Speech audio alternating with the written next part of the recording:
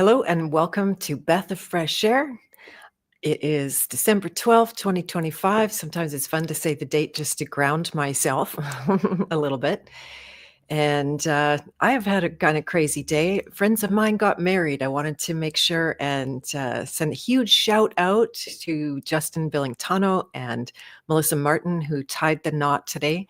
I was invited to their Zoom wedding, and oh my goodness, I got the time zone wrong. I can't believe I did that. I showed up after it was all done. I'm like, where are all the people? They're like, we're done. I'm like, oh darn it.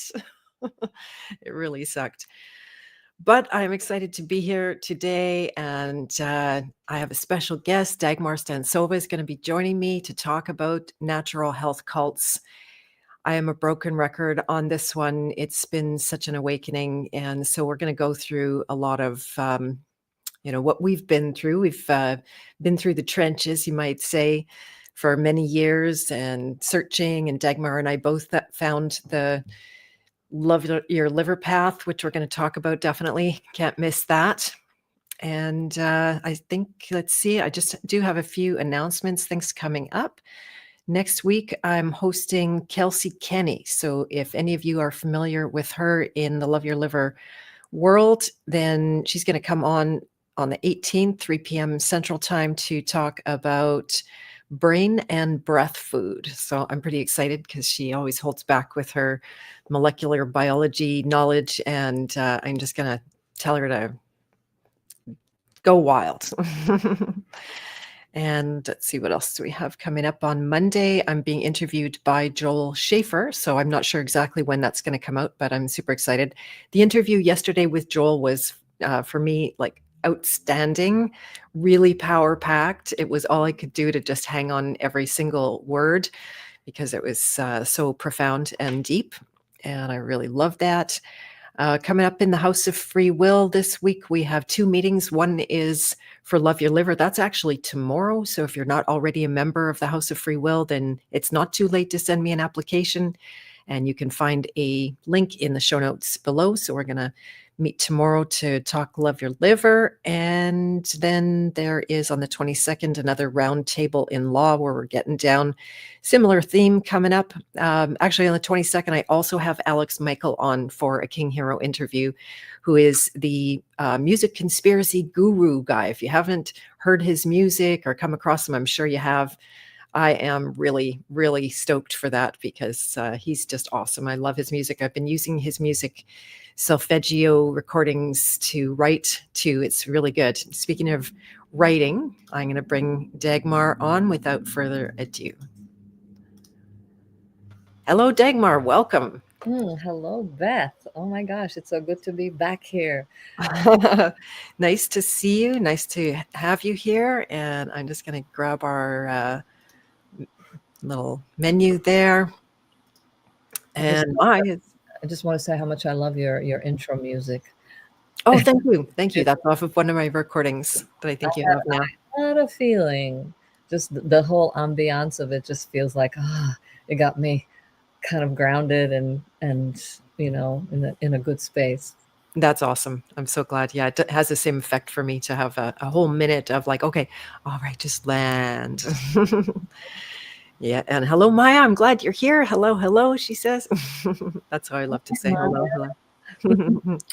Really good. And Elisa, nice to see you again. Thanks for doing this. You needed a breath of fresh air. There you go. Well, you're in exactly the right place for that.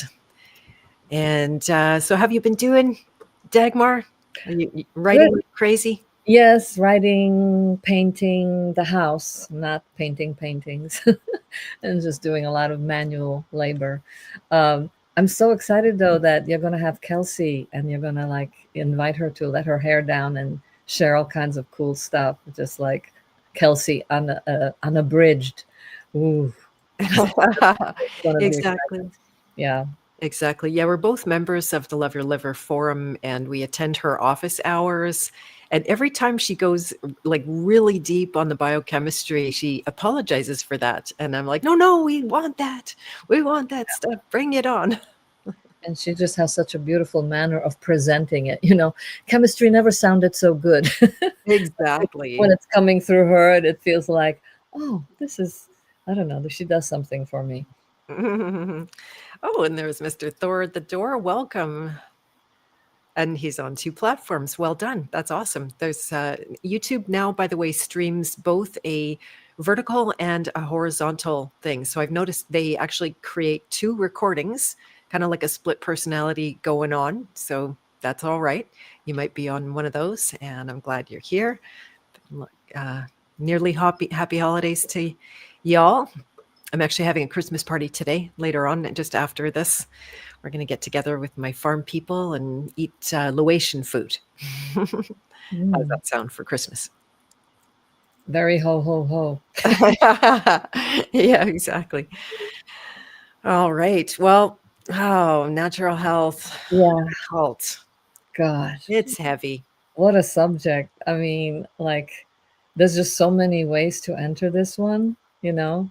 And because you've been through it all, I've been through so much. I mean, especially the last 2.5 decades, I mean, it really bloomed in Los Angeles. That's where I was for most of that time.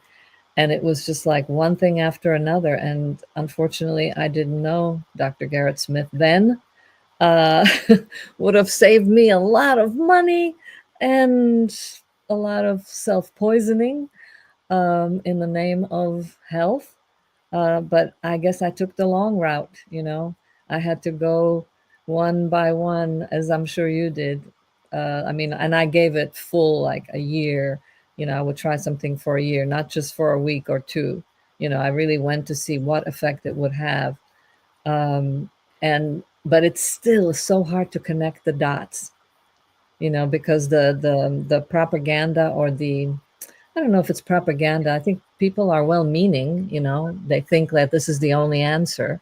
So sometimes I don't think it's a conspiracy. You know, I don't necessarily think everything is a crazy psyop, but, you know, well intentioned. We're looking for food. People, you know, we're always looking for ways to nourish ourselves. And we've gotten so far away from, you know, actually providing our food and being connected to it that people just really get into anything exotic that comes around. And if they have a good spokesperson, you know, someone like David Wolf, what a great spokesperson at the time. And it really worked well when he was young because, Mhm. you know, a lot of these people are really young. So they always look damn good, you know, and you go, oh my God, you know, if I eat a gigantic bowl of greens and tomatoes and every day I'm going to look like her. Yeah, You know, and that's the misleading part. As with like right now we have with the methylene blue, you know, you have all these young, what do you call those people who are influencers, you know, and they're young. So no matter how what crappy shit you do to yourself, um, you'll probably still look fine. exactly. Yeah, I was just going to go back to a point that the uh, the commitment side is a big part of it, and what I notice, and this goes along with the comment about the youth, is that there's a lot of playing at natural health, like it's a game, Mm-hmm. Mm-hmm. and you don't play at something unless you have the luxury to do that. And who has the luxury to do that is people who have not yet accumulated a whole lifetime of toxicities. Yes. Yeah. Right, so they can take weird remedies and weird drugs and, you know, go on these fad diets and not necessarily suffer in that exact time. They're probably setting up future suffering or pretty much a Mm-hmm. guarantee. Mm-hmm. And yeah, so I decided this year that I'll never take health advice from a young person again. No offense. Yeah. Yeah. No Me too. offense to the young people. You know, I love you. You're awesome.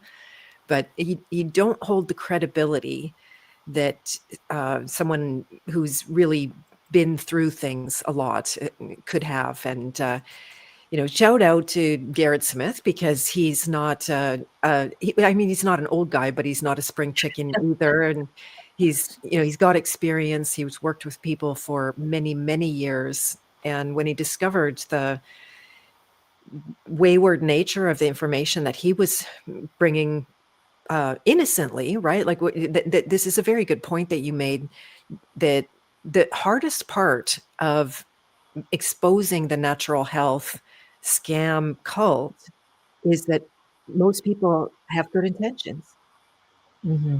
right? Hmm. They actually want to help you. They want to help themselves. They want to be healthy. They've got the right idea behind things, but in practical reality, they don't understand how weaponized it is against us. Yeah, I mean, just even if the thing that slowly, like I was looking at the progression of things that I did over the years, and I marked the ones that really had an impact, and I saw that really I started to have an understanding and impact when I was willing to open my mind to the possibility that plant foods have a lot of that they could, you put them in the toxicology books, that there's a lot of natural poisons, which, as we talked in Love Your Liver, that it's the duration paradox, that in the beginning you feel great because that poison is shutting down your bile and your detox, and so you feel amazing. But then it starts to go downhill. But then you're already in a mental state where you're going to deny it. You're going to say, no, no, I just need more of it. Or a practitioner will tell you, that, oh, no, it's just you haven't taken enough. Oh, you've only been taking this much, of some Chinese herb or hydrogen water, or oh my gosh, I mean, or chlorella or spirulina, or whatever, is the fad du jour, or chocolate. It's medicinal. It's all medicine. It's plant medicine. That umbrella, that word is now like, it's like back to the land. Plant medicine. We're all natural people. We need our ayahuasca. Yeah, And exactly. And we'll take this a little bit one at a time as well, just to uh, be more like a little specific and methodical. So you mentioned, for example, if we start out with David Wolfe being the guy who wrote the Sun Diet. What was it? Something like that. The Sun Food yeah, Diet. he wrote a couple of books, and the Be Beautiful book or something like that, where he This had was all the Sun Food Diet, the and sun yeah, diet. Yeah, yeah, yeah, and it's the raw vegan movement. yeah. Yep. So this is like 20, at least 20 years ago. I was between cancer diagnoses. I had recovered to some degree. That's when I came across David Wolfe and the raw vegan diet, and it claimed to be able to heal everything. It's when I started doing green shots of wheatgrass Right. and barfing my cookies up. I remember the last time I doubled up on my shots, and they just came right back up at me. And there was some obvious signs in that, but because it was so promoted and so, there was a whole cult in my local community that formed up around it. We had these huge meetings and raw potlucks, and we all learned these techniques of whether it was juicing or creating like a raw pie, or all of this stuff that it didn't matter what time of year that you're in, you're just chomping down on this raw food. And I don't know about you, but I do know people that went the long haul with that one, like not just a few years, but they went 20 years on the raw vegan diet, and they disappeared. Their Mhm. bodies got smaller and smaller. Now I would know to say that they actually became an undertype, which is a designation that Garrett uses to describe people who either lose weight when they get sick or they gain weight when they get sick. Two very different kind of body types and So, living types. We got two unders here, right? yes. Well, after being on the raw vegan for a while, I became an overtype. Oh, In the interesting. beginning, I was an under, and then Mhm. I became an over. Yeah. Um, yeah. What else were you saying about that? Yeah, so the raw vegan diet and people like literally disappearing, their Right. frames Yes. disappearing. Yeah. Yeah. That So whole. skinny. I've watched many people. It's a great. expression, and what does it mean on so many levels, the disappearance.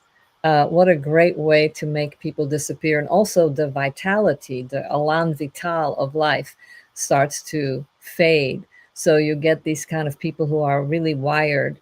I remember the guy who used to own Giuliano's, which was this raw vegan restaurant in LA. I mean, he was so full of the carotenoids, and he was just like constantly, his nerves were on edge. He would blow out. It was like his nervous system was slowly degenerating, but he thought he was just doing, bringing more vitality to himself. Um, Mhm. yeah, I remember that whole, and then learning how to basically take anything raw and make it taste like something cooked. That Yeah. that was the whole point. And and I discovered many culinary practices. I learned some principles, of how to create the umami flavor, salty, sweet, sour, and fatty, and putting that, but using nuts and plants, plant foods and vegetables and fruits, right? So I was so proud of myself, like that I could create these amazing sauces, but not use any sugar. I would use a mango instead, or an apple, or some other thing. I thought it was so. I felt like this gourmet, this raw gourmet, and I would make all these chocolates. And and I remember, that whole phase, what that did to me, and I became like a drug addict, but I didn't realize it. I would have never, been able to admit that because I had no education. And Right. yet I understood chemistry, but I never, which made me, when I look at the past, I'm like, gosh, I mean, I was pre-med. I should have just gone and looked at the chemistry of some of these things, but I didn't, because the spell was quite strong with, people coming in. Not that that's an excuse, but I'm trying to like have compassion for my past mistakes, and see them as part of the path. But and then and then you have people like David Wolf who then talk kind of pretend science. That's part of the spell, where he would bring in so-called science but just pull out certain types of research that would show how positive the effects of some of these things are. But all that research generally, as I'm learning now thanks to Garrett, is that some of those were just not longer than 6 months of benefits, but they don't go further to show you what happens down the line when the person gets older, or when they become pregnant, or something like that. Yeah. Yeah, it's the short term versus the long term. And what happens in the short term when, say, almost any change that you make to your diet or supplementation or herbs and everything like that is actually going to create some kind of a response, and that we know now that that response can actually be completely depressing and suppressing the system that causes detox in the body. The aldehyde dehydrogenase is a big one. And so when you take something, you take the herb, the supplement, or you do the thing, and then you feel better, you instantly manufacture a belief that it worked. And so when you go down the line and it stops working, which is inevitable, right? I have 20 years of evidence now since surviving cancer of when things appeared to work and I'd get all excited, I'd manufacture that belief, I'd keep on doing it. And then when it stopped working, I still had the belief and I Mm. would keep doing it. And you were saying earlier about how they always say, if you say, oh, that herb didn't work, they would say, oh, you need to take so much more of it and you have to take it, you know, 6 times a day and all the copious amounts. That's one of the really big things that happened in, I don't know exactly how that happened in the natural health world, but it's like go big or go home. So if you got a little bit of a result from a small amount, then you're just going to gob it on. Or they would say, oh, but you need to take a little bit of black pepper with that turmeric so that it gets fully absorbed, which is really no different than all these crazy commercials we see on TV where they say, if your antidepressant isn't working, then take this to support your antidepressant. You know, it's the same thing, it's just a different scale, you know. And so when you slowly start to look at that, it's very unpleasant, you know, but you have to be careful that you don't become like paranoid and start to think like, oh, everybody's trying to kill us, you know, because I do think that that's an important thing to look at when you're looking at these cults, is that you don't want to be like a, you know, terrified of the cult. You know, you don't want to bring in this, because to me that's part of the unpoisoning. You know, to me, that this diet that we're on right now, or that's not a diet, it's a paradigm, it's a lifestyle, it's an approach, it's a way of looking at what we put in ourselves. um, so it's not really a diet, but it's a way of life. But a big part of it for me is recognizing the, how do we poison ourselves with our own, the spell that we put on ourselves.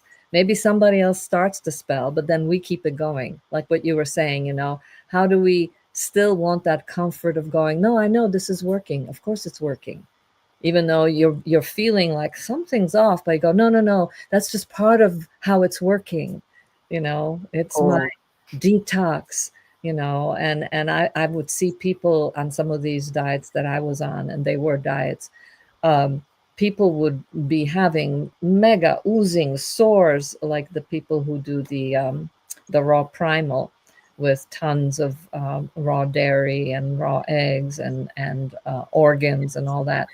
They would get like an oozing sore or something really, really intense, but they'd be like, oh no, that's just, you know, old toxins coming out, where it's actually the continual bringing in of toxins that keeps it, you know, that the body had to find a way to, you know, an outlet for some of these things to come out.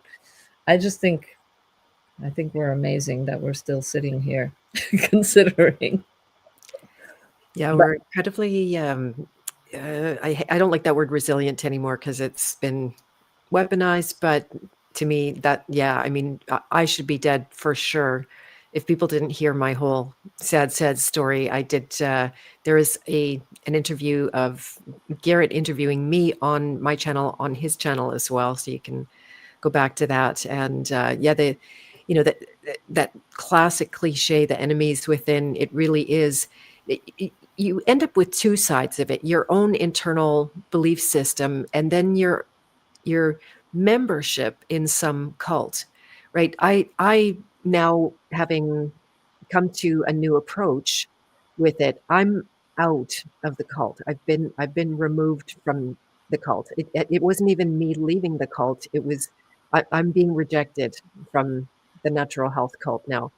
Not every single person will just like, oh, Beth's lost her mind, I'm out of here. But a lot of them are in that exact place where the allegiance that we have and the relationships that we have based on the unwritten agreement that we all are, down with all of these kind of remedies and stuff like that. It goes very, very deep, and it offends people to the core when you suggest something else. I just had an experience of this in the House of Free Will. We were chatting, and so there's a bit of variety of different kind of, um, you know, arguments against Garrett's approach, which is, by the way, called Toxic Bile Paradigm. For anyone who doesn't know, you can find him at Nutrition Detective. That he's on Twitter and Instagram, and his website, nutritiondetective.com, if you want to follow up with that. And this is one of the things I wanted to talk about also, is like how it makes it, first of all, seem like I'm just in a different cult. And, a few people showed up to back me up and say, oh, no, this is good. But one of the common responses that I've heard now is that vitamins don't exist, so you can't talk vitamins. And that this was a recent one where a substance in your body is different than a substance outside of your body. I wanted to answer this really quickly because I know for a fact, And this is back to Grant Jenner, who discovered low vitamin A as a good path. It's not the only path by any stretch of the imagination. It's only just really a sliver of it. It's just a big discovery that if you give a lab person a molecule, which there's no such thing as a molecule of zinc, it's always going to be connected to a picolinate or to, I don't know, all the iterations of zinc. It's always connected to something. If you give them one that's from the body and one that's from a supplement, they will not be able to tell the difference. They will not know the origin of that. And so that kind of proves something to me anyway. Mm-hmm, mm-hmm. And also just the idea, I don't know if you've ever talked about this, but the concept of dry chemistry and live chemistry. I mean, there's like dry chemistry is just you're doing it outside of the body, you're putting things together, but then we really don't know, except through our own experience, what happens when you put something in your body. I mean, there is research on that too, but I just find that fascinating that people will say, well, this chemical is for this. Well, not for everyone. We are slightly different, all of us, in how we remove poisons from our body or how we deal with things that our body doesn't want. We all have different strengths and different weaknesses. um, Yeah. Yeah, so that's the foundation of it, that we are all actually unique, but this is also a weaponized kind of thing, because yeah, then they'll say, "Oh, it's a poison for you, but it's not a poison for me. That's just a load of crap. Poison is poison." And yes, you may deal with it differently based on your age, based on your condition, based on your climate, all kinds of but things, still, based on your beliefs, all kinds of things. but Uh, poison is poison. yeah, poison is poison no matter Yeah. how you look at it. So, I Kai Karaimon 11, still trying to pronounce your name. I did have fasting on the list, so we can definitely get into that. And hello, Learning Time, welcome. I'm glad you are here. If you don't mind helping me share out Beth of Fresh Air, by the way, it just tends to, it's stupid. I can get off this stream and look at it at a video. It has less views than it had people on the live. These do turn into podcasts after the fact. We're live right now on Facebook and YouTube, X, Rumble, and even Vigilante TV. So, did you ever do any fasting, Dagmar? Yes, of course. Come on. There's nothing that I haven't tried or done. But before we go into the fasting, I just wanted to say something that you mentioned in the what you sent out to people. The two sides of accepting everything and then also rejecting everything.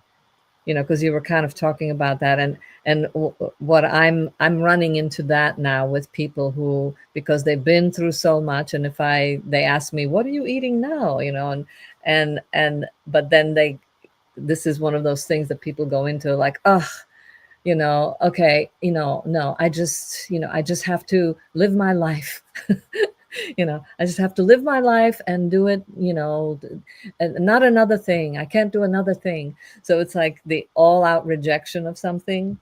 And then at the same time, that same person, if someone comes in with a story or a narrative that appeals to the part of them that is either frightened or frustrated or whatever, they can jump in and go all in, to so it's really interesting. um Yeah, there's fatigue that happens over time, yeah. right? That there's so many people that said, "Oh, this is the bomb. This is the way. You just have to do this, and everything's going to go perfectly." And then you get down the line, and you're just like, "Wow, I put a lot of time, energy, and money, right? Because you invest every single time Hmm. you make a turn or make a choice of some kind." And yeah, that fatigue. Even my son, he says to me, "Mom, what makes you think this is the truth?" Because he's seen me come through a number of iterations, and I ruined him and poisoned him along the way, and so it's kind of hard to live down. But yeah, that accepting everything with a kind of like open trust spirit, and the lovers of nature, they're just, "Oh, it's natural. I'm going to put it in my body," without even looking at it. I mean, I did that continuously over the years. Me I would too. literally hear something on the grapevine, or someone would send me a single text, or I would read one crappy article in a natural magazine without any receipts or references or real research attached to it. And I'd be like, I'm on it. Yes. I'm gonna do that, and a lot of it. Oh, making the cabbage soup. Remember that one? The cabbage soup diet. Oh, that was all kinds of craziness. But as far as fasting goes, to what you were saying before, I I have done it, and all I found was that it put me, just like cold water plunging. It would put me into a fight or flight state. Mhm. That felt good in the moment, and maybe psychologically it made me feel like, oh, it's just like being able to hold your breath a long time. Great, I mean, it does have certain pluses, and it will, reveal to you what state your body is in as far as, oxygen and all that. But I don't know if I want to hold my breath for longer than 3 minutes every day. Um, Maybe that's not the best analogy, but the fasting, for sure, I found that it just made me feel good for a moment, and then sometimes it just made me feel horrific from the very beginning throughout, and it just felt like I'm starving myself, and I felt I would have terrible nightmares. And every time I look at the fasting people who do that, they don't feel like they've got, uh, that's not to say that for some people, yeah, maybe it might make you feel better depending where you're at in that moment. If you're so toxic that having a few days of not poisoning yourself with the same food that you're always eating, your body may need that break, and just even that will give you some relief. But again, the moment you start eating the same stuff you've always been eating, you're right back where you were before. Mhm. Yeah, exactly. It's funny because I outright rejected fasting in my mind. It was just like a no. I'm not doing that. I'm not going to explain why I'm not doing it. I'm not going to research this. I always heard people's like, "Oh, it's the best. You feel like $1 million. You get so much energy while you're fasting." And you pointed out, because it puts you in fight or flight. That's why, because it jacks up your adrenals, and you're going to live on adrenaline and cortisol until your body can get food. That's the only way it knows to manufacture some essentially fake short term energy at high cost. Mhm. And yeah, so yeah, it completely burns out your adrenals. It also, to me, this really fits into the agenda that we're in right now, the depopulation agenda, getting us used to starvation, because that's how they took populations out, Mhm. was just by destroying a food supply, or in our case, like the prices and the supply chains and all of that kind of stuff. That I know when 2020 hit, I actually went into a weird place of eating much less, and it was to try to prove to myself that I didn't need food if they took it away. So that's pretty bleak. And yeah, that feeling good, I just want to repeat it. You might feel good because of the adrenaline, and also because you're not putting toxins in your body at the same rate. But you cannot detox without food. I apologize. Can you talk for a minute while I go get the door? Oh yeah, go ahead. Okay, I'll be right back. So we were talking about. Oh, I'm having a niacin flush, by the way. It's like, oh my god. um, so what was I going to say about fasting? It puts you into fight or flight, but you feel good about it, which is so ironic that you have something that generally is a really bad thing, starvation. When you're starving, and then you create an art form from it. So to consciously starve yourself, that to me seems like there's something off about that, something anti-life, like the whole idea of uh, the disappearing thing that Beth brought up in the beginning. Fasting to me is another version of having us disappear, to disappear into this place of starvation. Like, why make an art form out of starvation when it's nothing that we ever strive for? Is it any goal of any human being to ever experience starvation? it's the last resort, you know. And so people are like, oh yes, fasting is so good for you. I'm like, what, in what world is starving good for you? I know, I know. It just would have been so insane to our ancestors who were starving and had a hard time finding food. So I just wanted to go back to a comment before we lose it. Mary said it feels like the poison acts differently in different people according to their existing Exactly. toxicity, and that's exactly right. That a more toxic person, a little bit of poison can be a huge insult to them. It can, put an end to their good day, for example. And somebody who's relatively clean can also have a strong reaction to a poison because they notice it compared to, you've got a slew inside and you throw a few more drops in there. You don't notice it nearly as much unless your liver's on that edge. And I've been in that place where, a half a cup of coffee and I feel absolutely terrible. uh, Um, uh, yeah, and the body knows how to die slow. Is I was just going to add to that about fasting, and that's what it's doing when you're fasting. It's ridiculous, and you know it's tragic. But I did hear of somebody who died fasting this year, and that's again due to just the beliefs that people have. yeah, and when you're dying slow, you become very alert. You know, like when that's the whole joy of that adrenaline rush, or whatever you want to call it, or the cortisol, or the post runner's high. You know, your body thinks it's being torn apart, and something terrible is happening, so you're alert. And people love that. It's a great feeling to be super, hearing well, seeing well, fully present. um, but I prefer to be present through my parasympathetic nervous system rather than through that one. Even though sometimes if there's somebody chasing me, or if I see a weird person walking across the street, I want that rush that will alert me and be like, oh no, go further away from this person. It's not to say that I don't want that, but I don't want to be creating it myself or making that a lifestyle. Uh, Exactly. It's very expensive. It requires a great deal of energy input, and it's not sustainable over time. And you don't heal in your sympathetic nervous state. You only heal in your parasympathetic nervous mhm, state. So yeah, being in that what creates hyper vigilance, which you like better than being like all sleepy and out of it. mhm. But yeah, it's not a healing place by any stretch of the imagination. Yeah, I was going to say quickly that when my digestion broke down literally 100%, I guess 3 or maybe going on 4 years ago, the last resort that the person I was working with at the time told me to fast. So I was already way in trouble, intensely in trouble. And then their conclusion was the food was causing that trouble.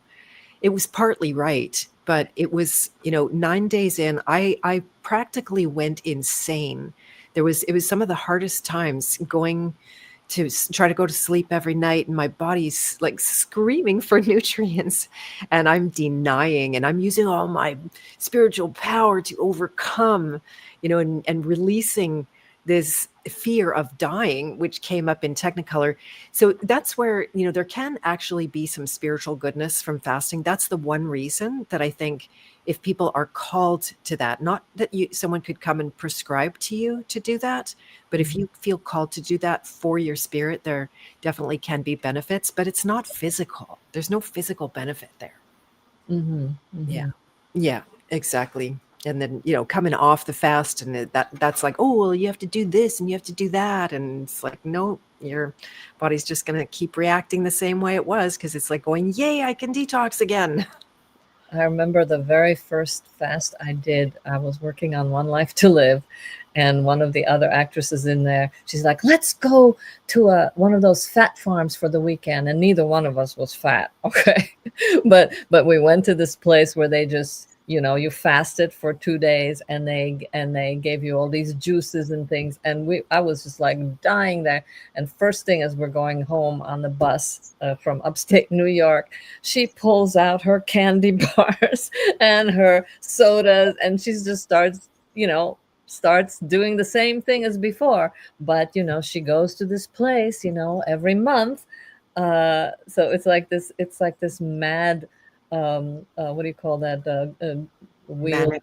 hamster wheel, where she just keeps managing it a little bit, not even, and then thinking that that's all I have to do is every month go and fast, and then I can do whatever I want. uh, Exactly. Yeah, the cleanse craze, the weekend cleanse, gallstone flush or whatever it is, and then you go and you come away with the belief that, oh, my liver's clean now. I know.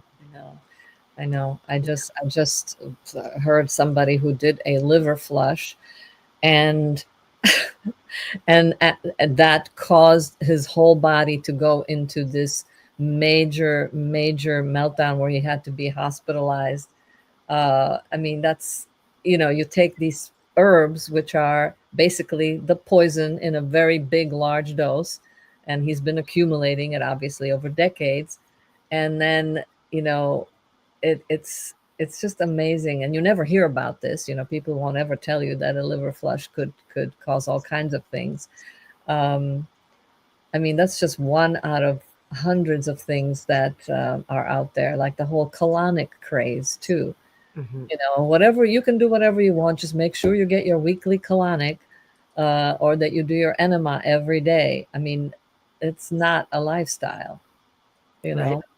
What do you see wrong with colonics? Just like the frequency of them or relying on them I or think, I think for me, just the like my farmer common sense that things should be coming down over there, not up, uh, Mhm, and in large amounts like that. And I mhm. think that it's just causing your body to not have to function, and the muscles and everything else, is being blown out and overexpanded. um to me, that's, yeah. I'm not a big fan, though I've done them. But they're kind of like a false cleansing, that, like the same idea, like you were saying, that people will take these herbs and they go, now my liver's clean, and they think, okay, I did a colonic, now I am cleansed. It's deep psychological stuff, that, like, the kind of work that you do is the thing that is very important to do with this kind of lifestyle practice, that you stay on top of who's talking inside, what part of you feels like it's so filthy and dirty that it needs to be cleansed and needs to be blessed. Now you are now clean, my child. you know um Yeah. so Yeah, uh Mary was pointing out that, it's actually unnatural. Now I used to do a lot of colonics, and it would help a lot because I would always err on the side of, more being backed up than the other way around. But yeah, it's totally unnatural. And I have become an extremely big fan of niacin enemas. I dumped the coffee. That to me is a cult. They're clearly caffeine is a poison, and my body doesn't agree with it by any means. So it's a yeah, pesticide. but it is unnatural, and then that's where the natural fallacy comes, right? That's the logic that if it's natural, it's good. If it's unnatural, it's bad. And this is not knowledge in either case, right? First of all, I'm curious what you have to say, but first of all, we don't live in a natural world by any stretch of the imagination. It's not God's intention that we end up so toxic, accumulating over time, like the trees in a ring. You can see the lifetime of the abuse that the liver has taken. And then what I noticed about the niacin enema compared to the coffee enema, it felt like it was more of a dependency. Like that was something that I needed. Hmm. With the niacin enema, it actually heals my gut. So it works by itself. And, there will be times where I rely on it more, especially if I want to take things like charcoal that tend to back me up as well. And but then, I'll do one and I'll be good for days and days and days in a row. So that's the sign. And over time, I'm noticing, like, when your colon gets that direct hit of niacin, it heals the holes that Mm. are there. I had a bile dump yesterday, and I noticed that it didn't go into my blood this time. Are those holes? I know. Like, that's so cool. I literally didn't get symptoms. I didn't get a headache. I didn't get snotty. I didn't get all of the kind of things that can happen when bile goes into your blood. And that's like, that's kind of a good change. Yeah, I've been doing a lot of fascia work, and man, that stuff is intense. I realize, like, oh boy, you really have to do you can't do it every day or every other day, even, because every time you're pressing deep or into any tissue, you are basically squeezing out I see our body as like this brilliant suitcase that knows how Exactly. to wrap things and keep them, kind of there until the hallways are clear. I kind of see like these hallways.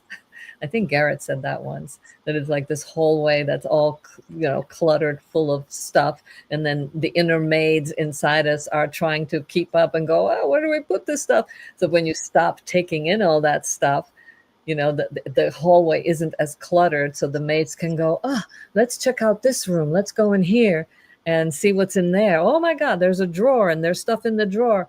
And they can slowly start to bring things out, and the key being slowly, at least I think for older people. So I'm kind of like, I feel like, I guess I'm the experiment on myself, is seeing, how does a person past 65 deal with this kind of thing. How what's what And again, it's just only only you can acknowledge to yourself, like, is this moving too fast or is it moving too slow? uh, Mhm. without Yes. deluding myself. But when you have so much more scientific understanding, which this paradigm does provide, and it's the best thing that I've ever encountered in my 50 years of exploring this kind of stuff. um, then you have something that you can think about it yourself. You can start to put things together, and it's not just a belief. It's not just, oh, I have to have faith in this. um, you can try things. And that's what I like about this paradigm, is that there's an openness, but there's also, it's easy to close certain doors, which before I wouldn't be sure about.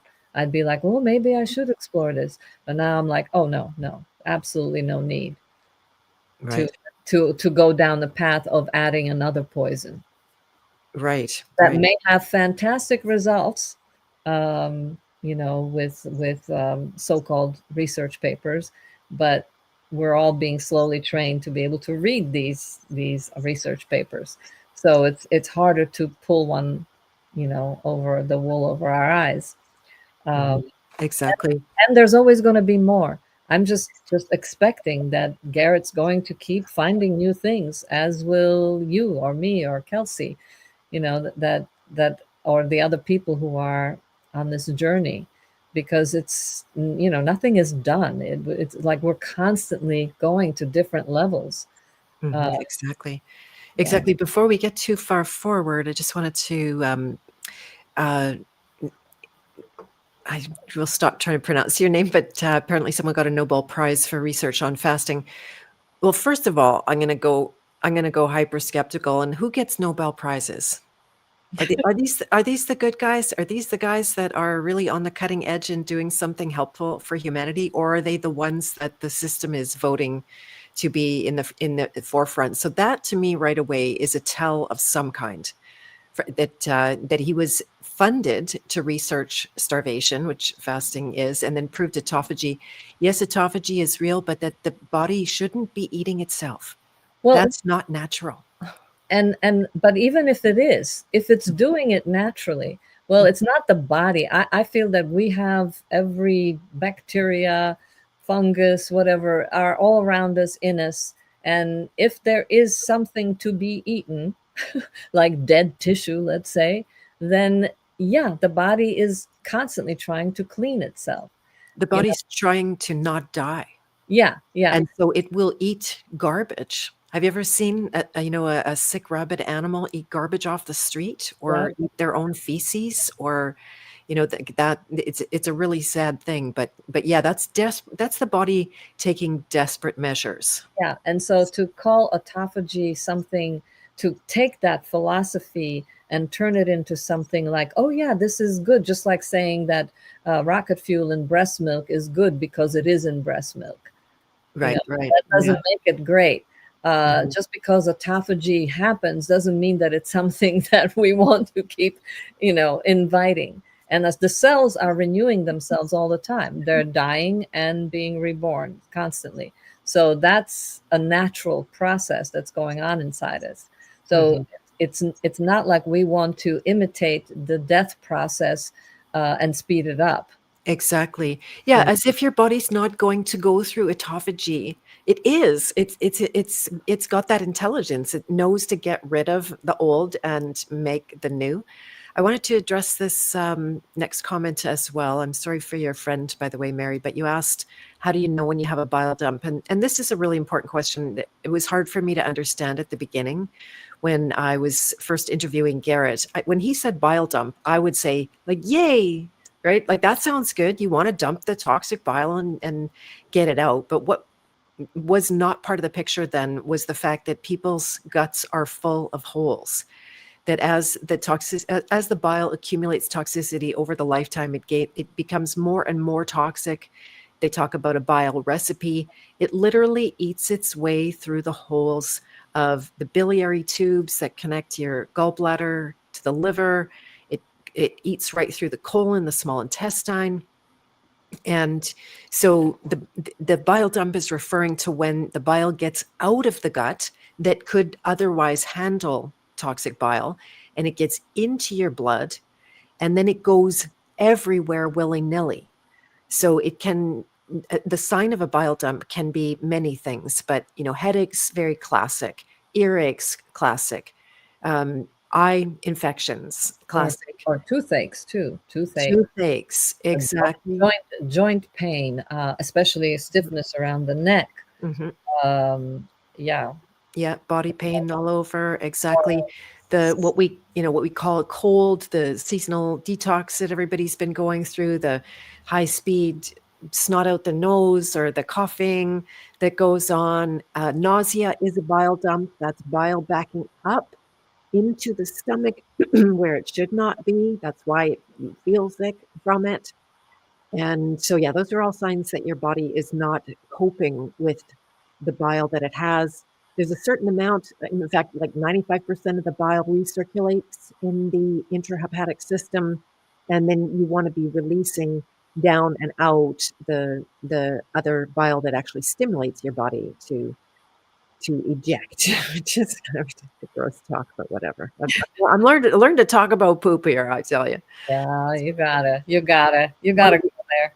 Yeah, one of the gifts. And hello, Veronica Schwartz. Nice to see you. So, yeah, I hope that makes sense. Emil, good to have you here. He says one should never fast unless they have a certain level of vitality to begin with. Also, yeah, like that was a very bad call when I was in trouble myself, and then I started fasting. It was, oh man, talk about disappearing act. It was really freaky. People with sleep nervous issues should also think twice about fasting until they get those under control. Yeah, yeah, I do not recommend it. And it's a good cure to cancer, arthritis, and many diseases caused by the accumulation of toxicity. If you're still talking about fasting, I'll say no, absolutely not. It's not a good cure for those diseases. It stops the cure, it stops your body from detoxing.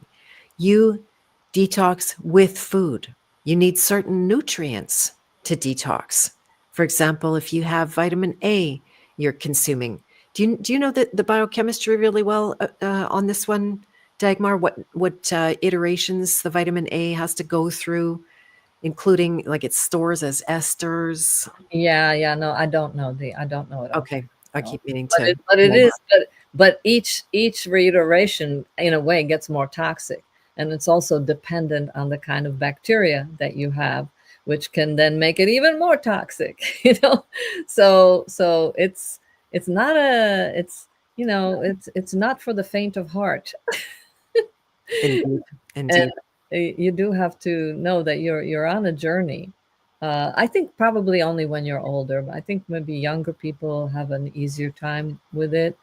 There's more leeway, the body can handle a lot more, less has been stored. um, yeah.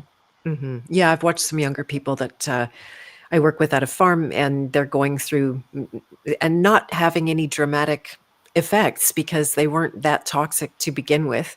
It's just a good adaptation that they've made early. Like, I look at my son, he's only intoxed for 18 years. Well, it's really different, right? Like he's starting to notice now. He's starting to discriminate that when he eats certain things, he feels terrible. And it's like, okay, so that's good. I hope that doesn't mean he's more toxic.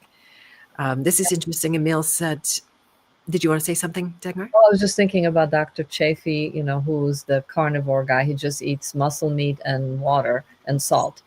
And for someone like him, he became aware in medical school. He was told by one of his professors that plants are basically poisoning us, and he stopped at a very young age eating all these poisons. So for him, it's a whole different experience. He's not on this diet, but he's on a carnivore diet, which basically means he's not taking any fiber.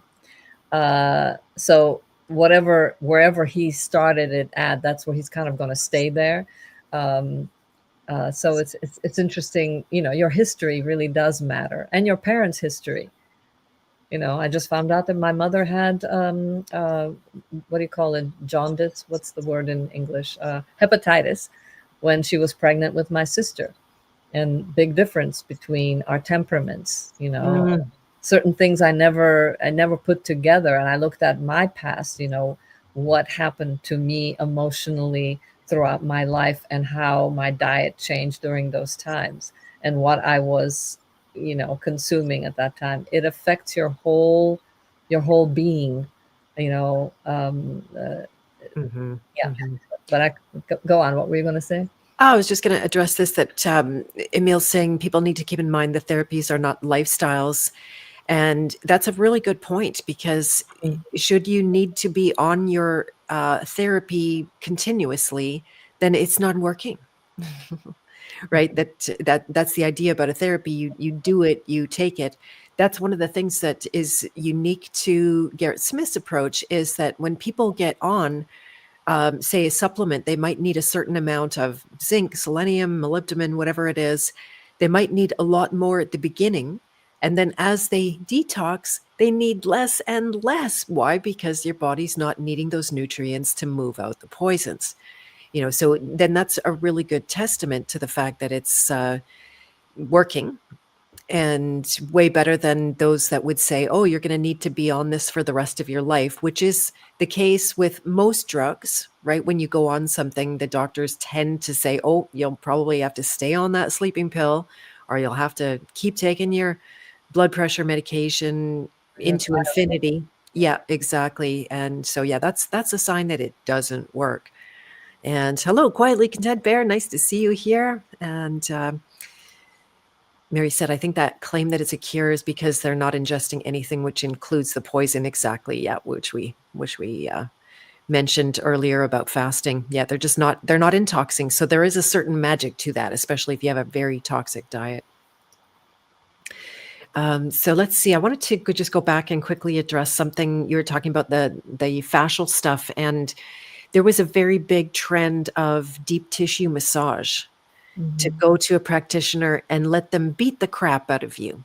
Mhm. So I've always been one of those that when people do that, when I get on someone's table and they start really muscling in and digging into my body, I'm like, no, no, that hurts. Get away from me. I'm gonna hurt you too, kind of thing. In fact, the last time I had a massage, I came away with, I at some point I said, you know what? Do you think this pain is helping me? And I was in a really vulnerable place. I was sick, and Mexico, and they sent this angel, and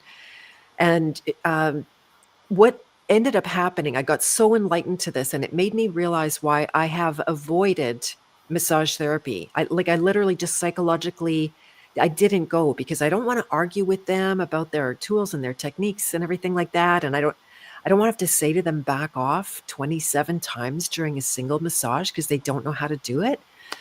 And so I was just like, no, it's just a no. I'm just not going to do that. And then it was Garrett told me, because after that massage, I felt way worse. Mm-hmm. What did she cause? A bile dump. And Yep. and I was already having an exaggerated bile dump. I was already very, very sick to a point of fever. Yeah. So she comes in and made it way worse. But the belief is that she made it way better. So she projected back on me that I must have so much trauma and so much grief, and I must be so damaged I've that had the her healing works. same experience, and I didn't know it then. I know it now. Where Yeah. I literally had somebody do this very specialized deep tissue work in Los Angeles, and 2 minutes after she finished doing deep tissue work, I started to burp nonstop. I had like a major, I didn't know it then. I bloated. I had a major bile dump that lasted like 4 weeks. Oh my And God. I couldn't eat anything. I had no idea what was going on. But she, by going deep into the hip, which is where I had all kinds of accumulations, right? Because I was doing raw milk and all this kind of stuff at the time, and I had no idea what was happening to me. I mean, normal person would have gone to the hospital, but I could not stand up straight. I couldn't eat. I could hardly walk. I had no, and it was like the dump of dumps. Now, if I had known what I know now, it would have been gone in a day or two. But then it was just like, what the heck is going on? You know? Mhm, mhm. Yeah, no, I was so glad to hear that, now I go to an osteopath, and she's so gentle, sometimes I can barely tell that she's touching me. It's really subtle, almost a little bit too subtle, might like a little bit more just obvious something around, I don't know, doing something. But it's just way better, and it very clearly puts me in a healing state, and I've seen energy move. She just touched one place around my gut yesterday, and my whole leg starts to shimmer with blood flow. There's this, like she said, it can create a vascular reaction, and it was just like aliveness in my body happened because she was in the right spot, and it's very gentle, and I didn't feel like kicking her after. It was perfect. Man, I was left with a lot of anger about that, going against my own instincts. This is what happens, right? I deferred to her belief that this is what I needed, and then yeah, so I I actually got traumatized by that. It's so common that when people get a massage and then they're lying down, that they get all stuffy and congested, and nobody talks about like, what the heck is that about? It's like everything gets stimulated and you start to, your sinuses and everything starts to dump. Mhm, mhm, exactly, But but, exactly. but you think, oh, this is also good for me. Right, right, exactly. Okay, so let's see if there's anything else. Here we go. What was I going to talk about? We kind of passed by juicing. That was a very big craze that everybody needed to get the $800 juicer. By the way, does anyone want to buy an $800 juicer? I'm now selling mine. The only thing the juicer is still good for that I occasionally use it for is when I juice some ginger and I mix tiny bit of ginger with like a big jar of honey, and I keep that in the refrigerator and it lasts for years in case I ever have a really big bile dump and I need something. So I just, put that, drink a little bit of that, but that's about it. There you go. No, Yeah. it's that. Remember that it's that medical medium guy that everybody started listening to when he put out the thing about celery juice. I remember in Los Angeles, you could not get celery in all Whole Foods were out of celery because everybody was buying it to juice, including yours truly. Uh, Mhm.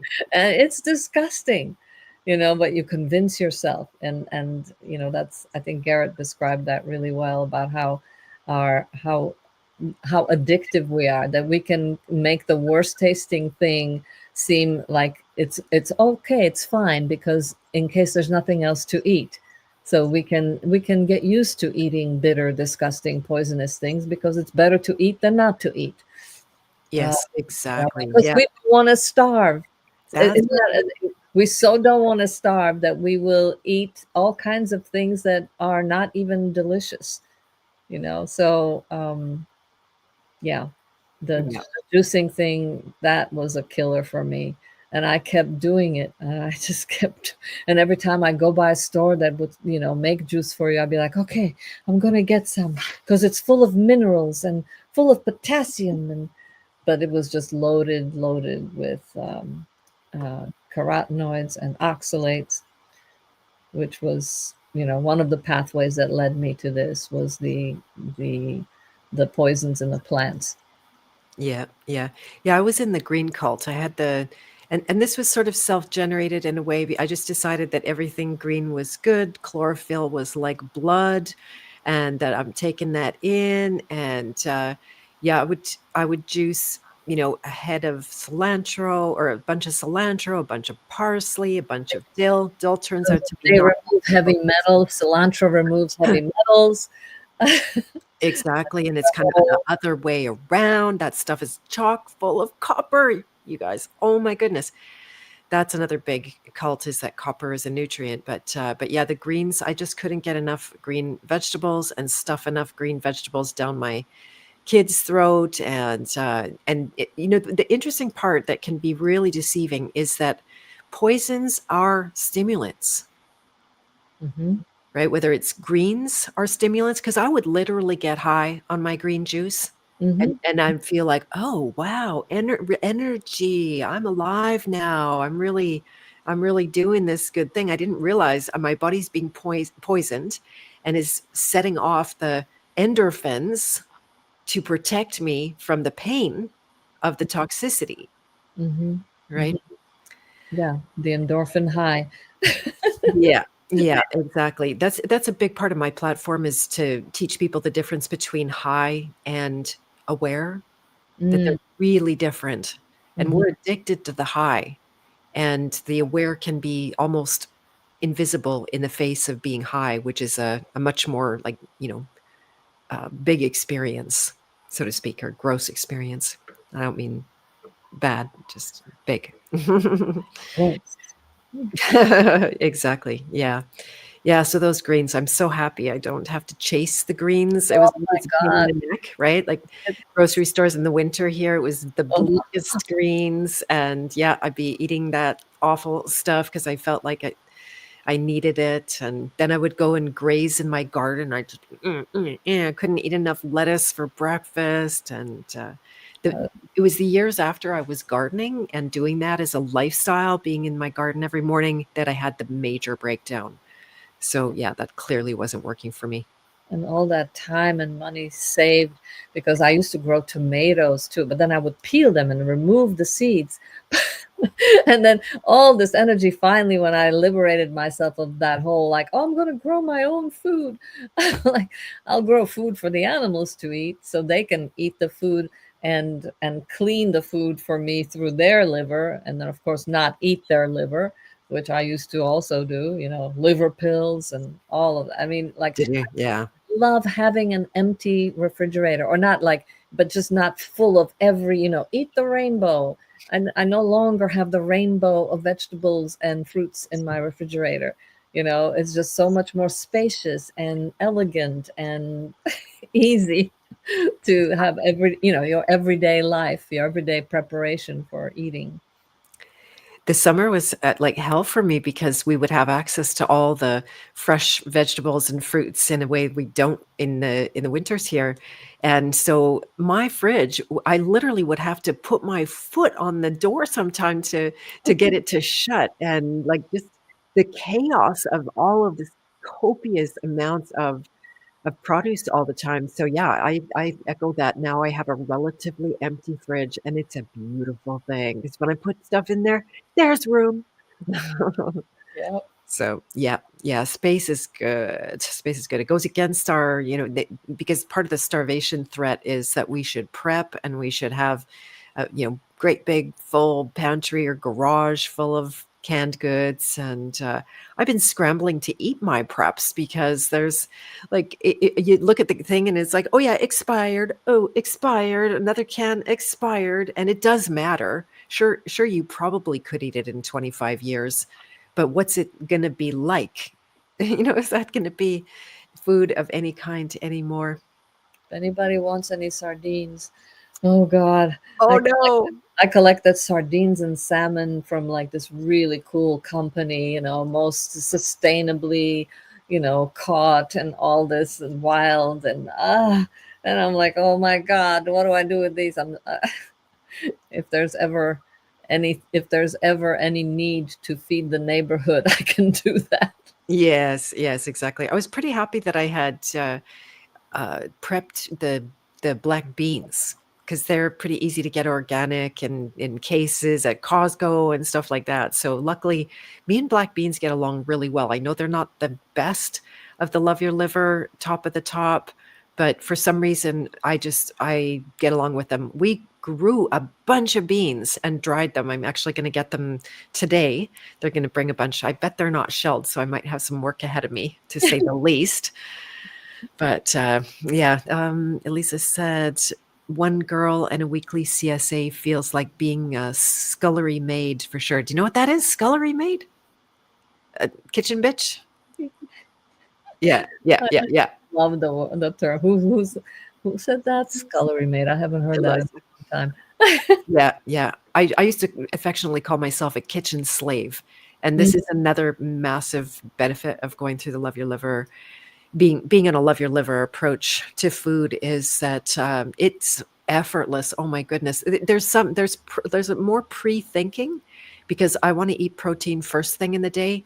And if I don't have some leftover protein from the day before, then I've got to start getting some out of the freezer or getting some fresh meat and the cooking and all that kind of stuff. But if I plan a little bit, then my meals are minutes to prepare. I'll make a bunch and freeze a bunch because it's just instant to get it out. And now instead of having 9 vegetables on one plate, I will have asparagus, or I'll get really fancy and do asparagus and celery together, or celery and parsnips, which are all low vitamin A, by the way, vegetables. And it's just so much simpler. You've got 3 things. You got a meat, and you got a carbohydrate, and you got a vegetable, and it's done. See, I've even eliminated the vegetables, so mine is even faster because it's just pretty much just the fiber and the protein. Right, right. Yeah, I'm not sure if I habituated myself because I've been like Olympic vegetable eater, and I do seem to do better with some vegetables of the right kind. So go figure. Yeah, yeah, that's just how it goes. So a simple life is a easier, happier life. It's true. You just have more time. Yeah. And you're not behind the 8 ball. And my gourmet taste always worked against me because I would have to have so many ingredients in every single meal, never mind just the cooking, but then once you go to eat, and how many different condiments am I going to need to sprinkle and spread and jazz up and So fire up.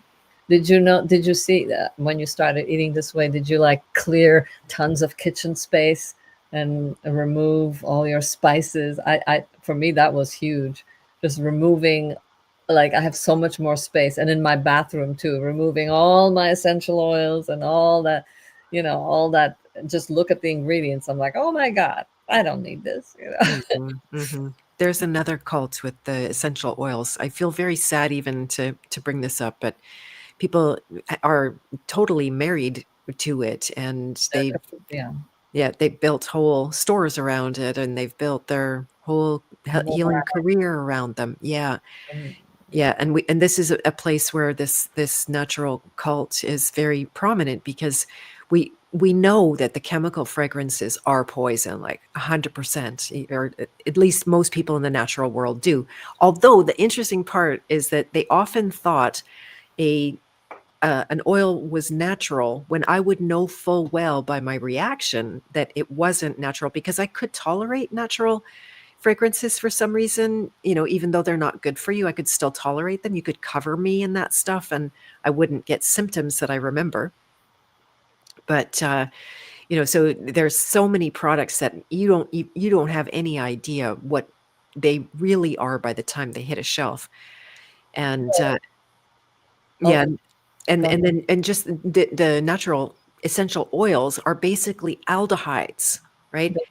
Yeah, they In the are. family of formaldehyde. And what are other aldehydes? I don't know off I by mean, heart. they're volatile organic compounds. Yes, they're natural. Volatile organic compounds, the same things that are in all kinds of paints and things that you don't, that are warnings on, right? But because they smell pleasant, everybody's like, no problem. Just I used to put on lavender oil just to keep the mosquitoes off, and I thought, oh, just put it on my skin. I mean, I'm so happy to be done with that. Mm.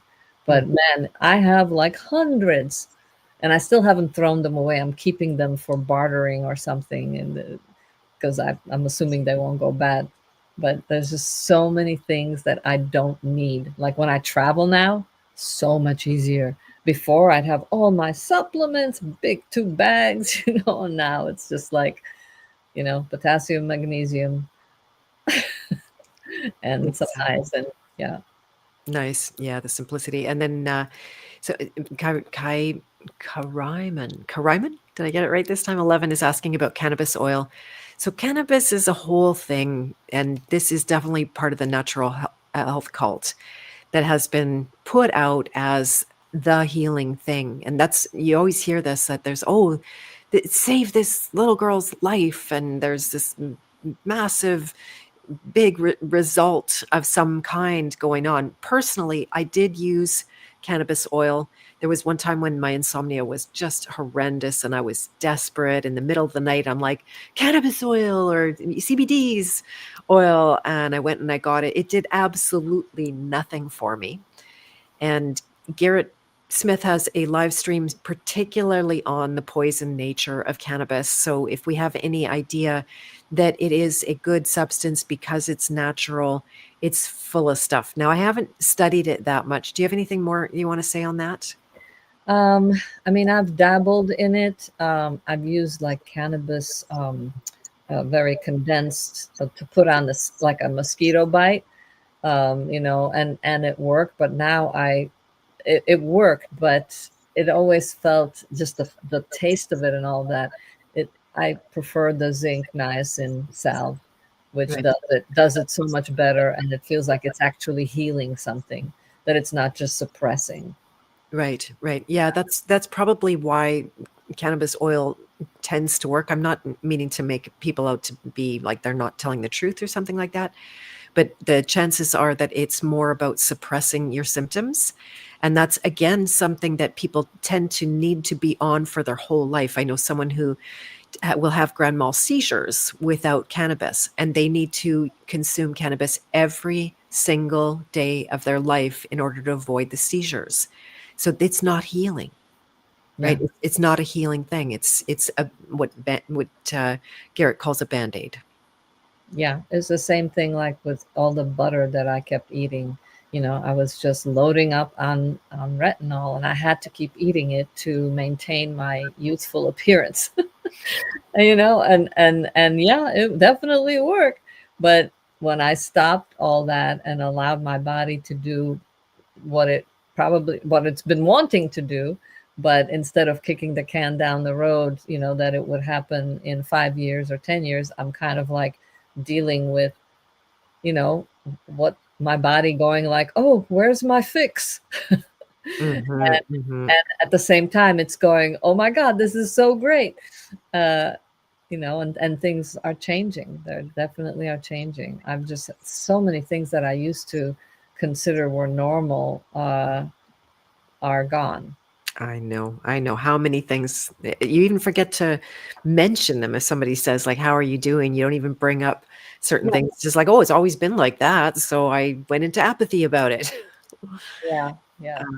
And Very mm, just emotionally though, what to me that was my focus for ever doing any diet of any sort, was because I wanted to be strong enough to be able to move a lot of feeling through me, because I'm an actor and a writer, and I do a lot of, it's a processing a lot of emotion moving through me. You can't just be, you have to be strong. I have to have a strong instrument. That's the only reason I was ever, searching for this kind of stuff.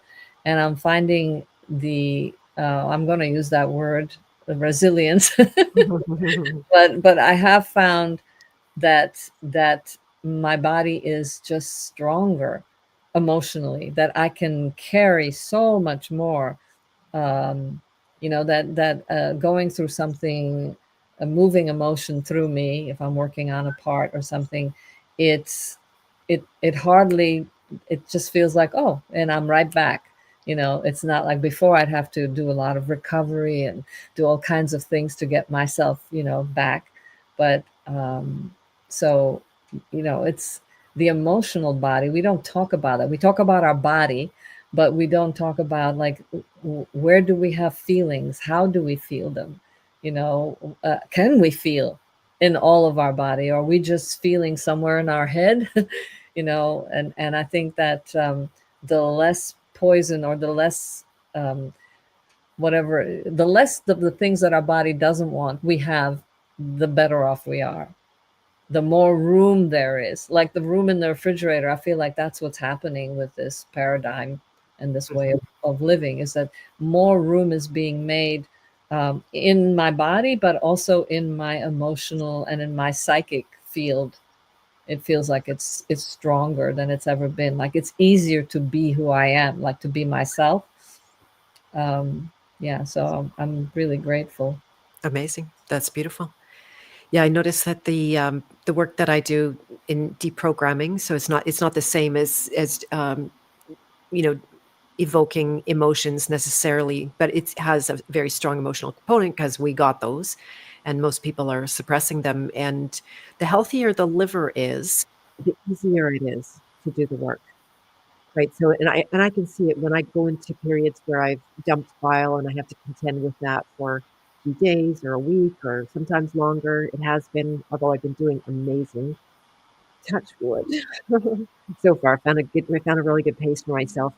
Then it's exponentially different. It is much harder to find a program and to release it when you're not well. And I've seen this in a lot of people that as they decline, and especially when their liver is part of the decline, because I've seen a variety of people die now, unfortunately, and it seems like the liver is always the last thing to become cancerous or to become cirrhotic or to become something, that is now considered more than silent disease, but according to the medical system.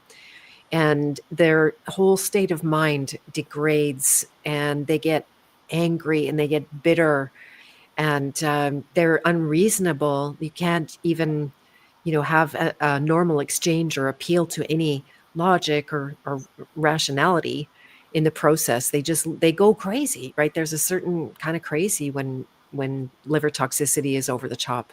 That's the word lunatic, because during the full moon, apparently we tend to dump more copper, and so people act like lunatics. But just think of the word liver. It's the one who lives. He's the liver. She's the liver of life.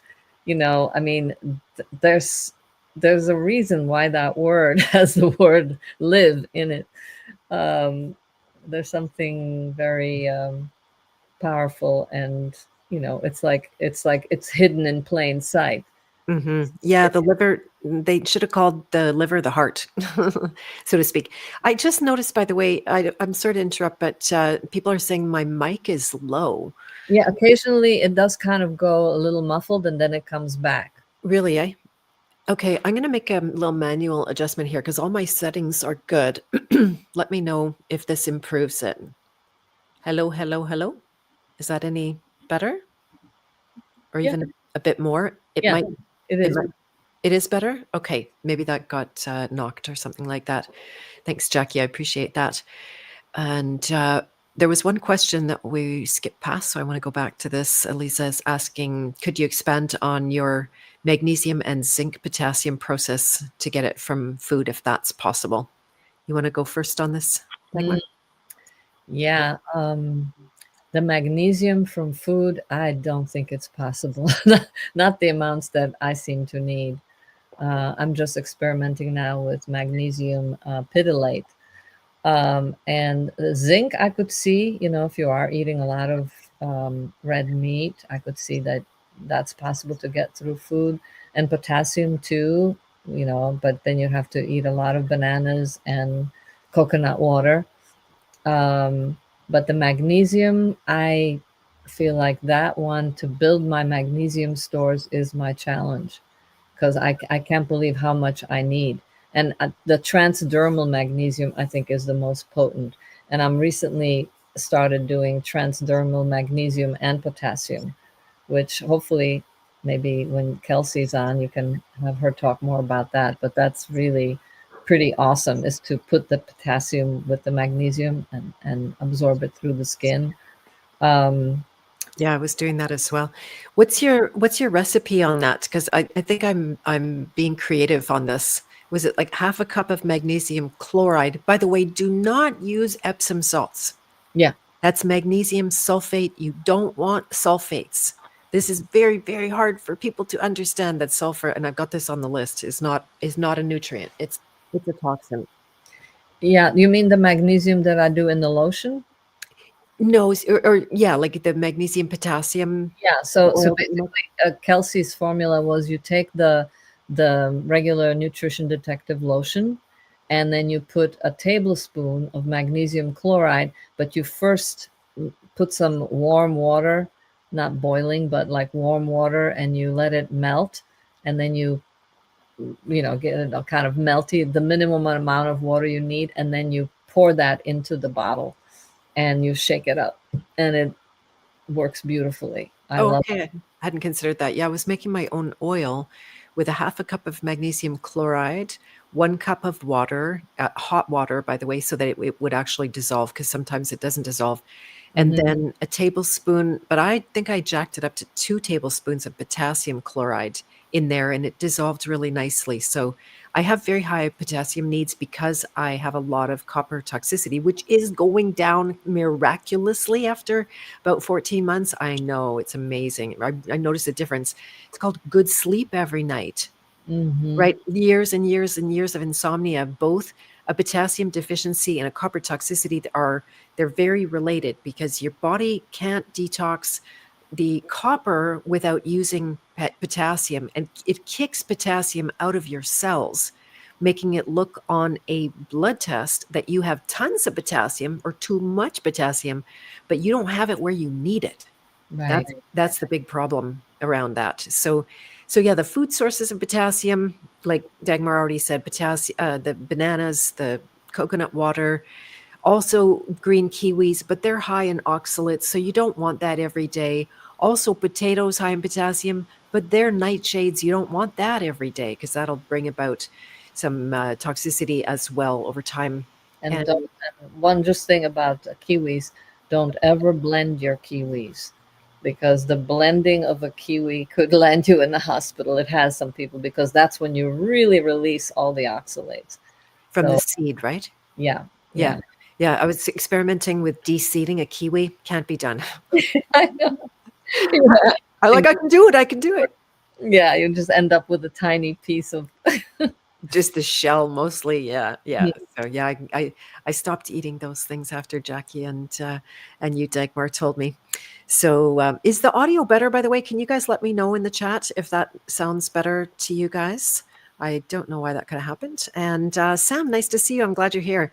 Did I say that liver is the last one to get cancer? I can't speak to that being everybody, but I have noticed in just this is sheer anecdotal experience on my part that now, first of all, they don't register liver disease because it's possible the liver was sick and cancerous long before, but because your liver is taking the whole weight of all of the, it's like your last line of defense.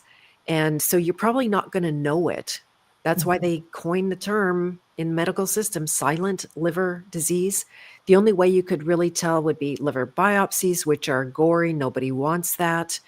And so yeah, it seems to be, the diagnosis of liver cancer seems to be at the end, and then they're gone. They're not going to be around very long at all. But I'm yeah. curious, Beth.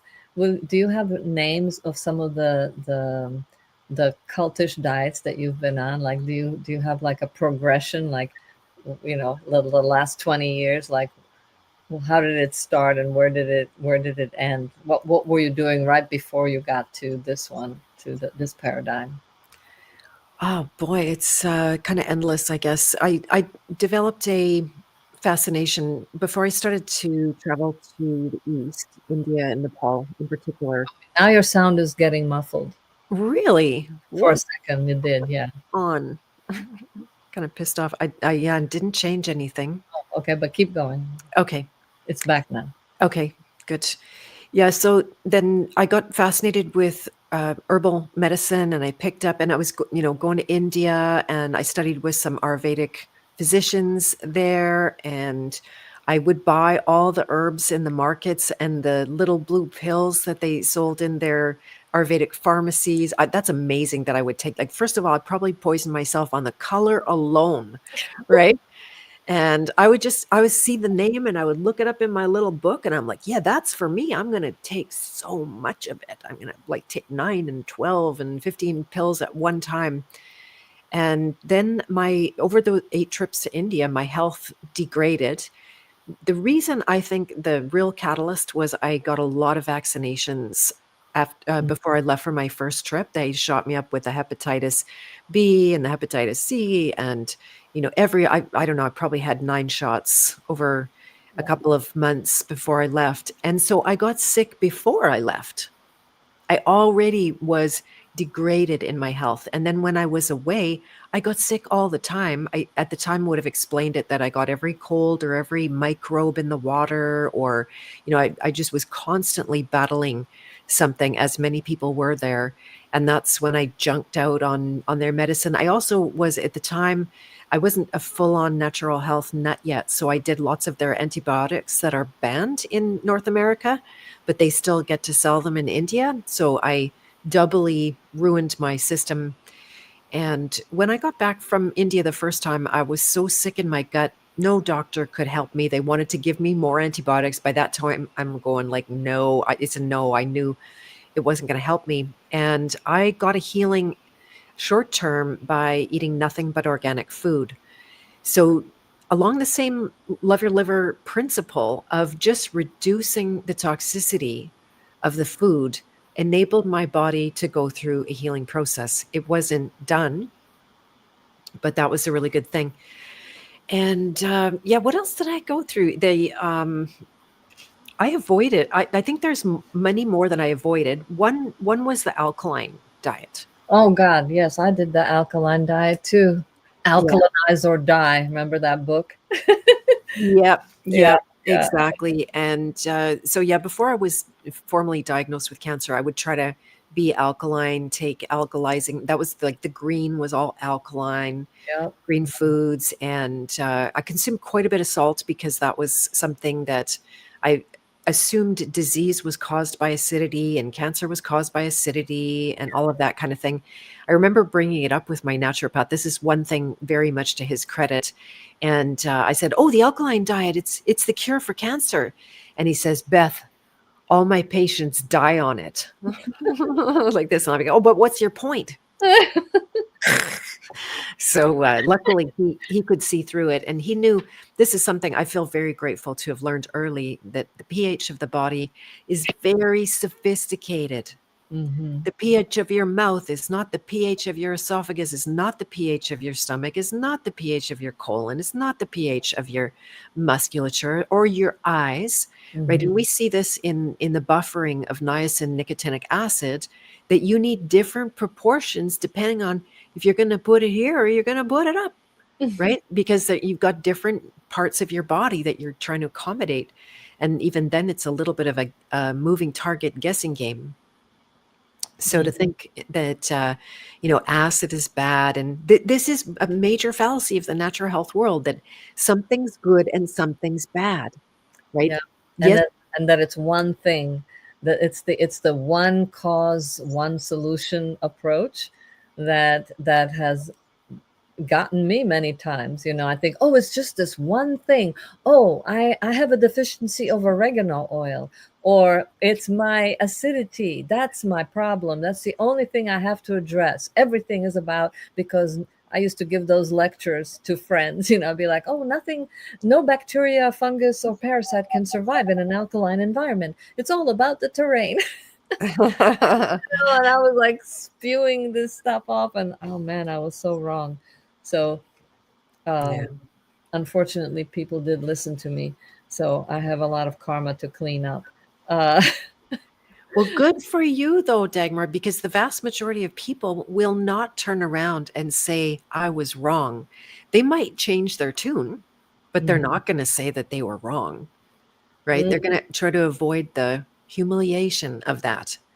Yeah, I think that's very good. That sense of knowing that, I had a not a positive effect on people, not to beat myself up over it, but to just acknowledge, like, yeah, that was part of something that I'm not proud of. And I try to make up for it. Um, Mhm. best that I know. But one thing I just want to address, what you were saying about the whole India thing.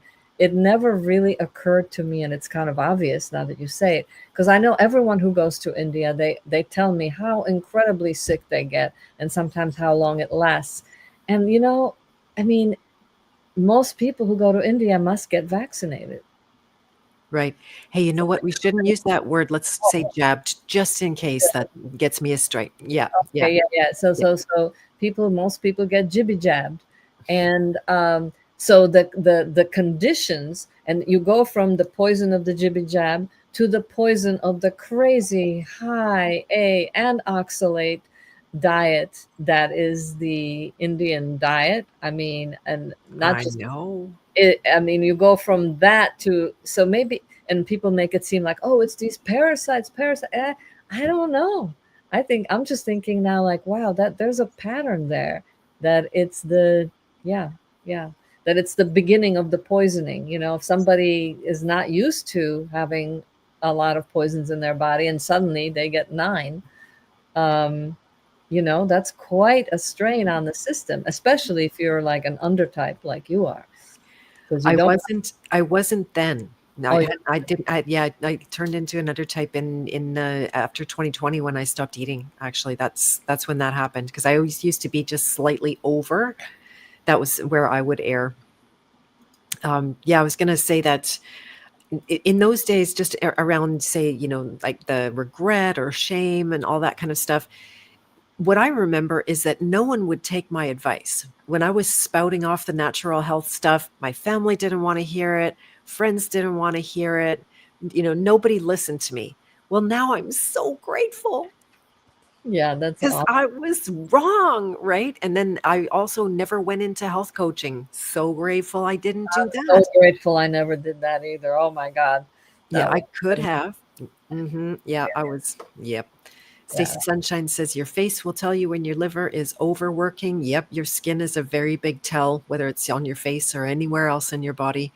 About Well, but here's the thing, there's a catch to that, yeah, because my liver was way overworking and I looked fantastic. and you had perfect skin, Yeah, right? I had perfect Yeah, skin. Always, always. yeah, Now I'm breaking out. yeah, But I kept that away. Now the stuff is coming out. So I right. feel I'm reliving teenagehood that I never had. But that's okay, you know. I'm This is so good to just like get over the, you know, the vanity part of it Yeah. all, which I think is healthy for no matter what you're doing, you know, is to just embrace where we are. Um, but Go on. I'm sorry to interrupt. Oh, that's okay. Yeah, and it's actually really well said, Stacey, that your liver is overworking, meaning, if the poison's coming out your skin, it means that your liver's not handling the level of poison. And so I want to emphasize what you said, Dagmar, because it can go both ways. When you have no symptoms, it doesn't necessarily mean you're healthy. It means you're not detoxing. Hmm. And then, the detox, people get all excited in the natural health world. They're like, oh, I'm detoxing. It's so beautiful. I love this snot coming out and the big marks on my face or whatever it is. And that's not a good sign. That means your gut's full of holes and the bile's in the blood. Right. So I just, this appeal to the romance of detoxing. It's like, no, it's it's okay and it's happening. You don't want to sit there and be afraid of it, but it actually damages. And that's why it hurts. Your brain hurts because it's being poisoned. There were Yeah. times in Mexico last year, I swear the poison made holes in my head. There were places I couldn't feel after. The level of pain that I went through on those bile dumps was horrendous. So it is it is nuanced. People say, "Oh, I haven't had a cold for 25 years." And it's like you might be a bomb waiting to go off, Yeah. Yeah. right? My mom never ever got a cold or a flu when we were growing up. And then she ends up with full-on cancer and dies at 74, right? 20 years earlier than her mother. Holy mackerel. Wow. Right? So she couldn't it would might have been better off with a few colds or flus. Well, Deep and she was probably maybe also carrying her mother's toxicity, you know, right. as it does get passed on generationally, which is so misleading because we think, well, what do you mean? Grandpa smoked till he was 90, you know, but then the children are getting, you know, the pesticides from the cigarettes, whatever, are being passed down to the next generation through the mother, you know. So Mhm. it's so misleading. You think like, well, what do you mean? You know, like people think that every child comes in fresh, newborn with nothing, no toxicity, just, you know, happy, healthy baby. And no, it's like we are, on the one hand, we're standing on each other's shoulders from generation to generation in terms of how we survive and what we learn and how we grow. And on the other hand, we're also standing under each other's feet, you know, like how we've inherited the weaknesses or the poisonings of that generation. Like they may Exactly. have survived to 90. If they weren't doing some of those things, they may have lived to 120. You know, that, so whenever people say, well, she lived to be 95, I'm like, okay, great. You know, Yeah. if that's I do think that we probably are meant to live a lot longer, just like all animals in the animal kingdom. They live, you can calculate, if you multiply the not at the age at which um, uh, uh, a being matures, like when women start to menstruate, and you multiply that, I believe, by 7, then that should be the age that most things in the wild do live until. And we're the only exception. And domestic animals, even though my cats live to be in their late 20s and 30, uh, only because I fed them raw meat, raw muscle meat. That was their main. You know, they might have lived longer if I didn't give them liver and other organs. But still, you know, so I just think that it's all, on the one hand, we have to envision what's possible. And on the other, we have to also embrace where we are, Mhm. you Mhm. know, in the world. Like you said in the beginning, that none of us is living a natural life. You Mhm. know, we're far from it. So we're, it's like, how do we find our way to still enact some of those things that we do need, like sunshine and movement, and community, you know, which is Mhm. what you're doing it on Zoom. I mean, you created the House of Free Will, which is people from, like Maya is in Ireland, so we have like creating a sense of community. It's, but it's weird without smelling each other.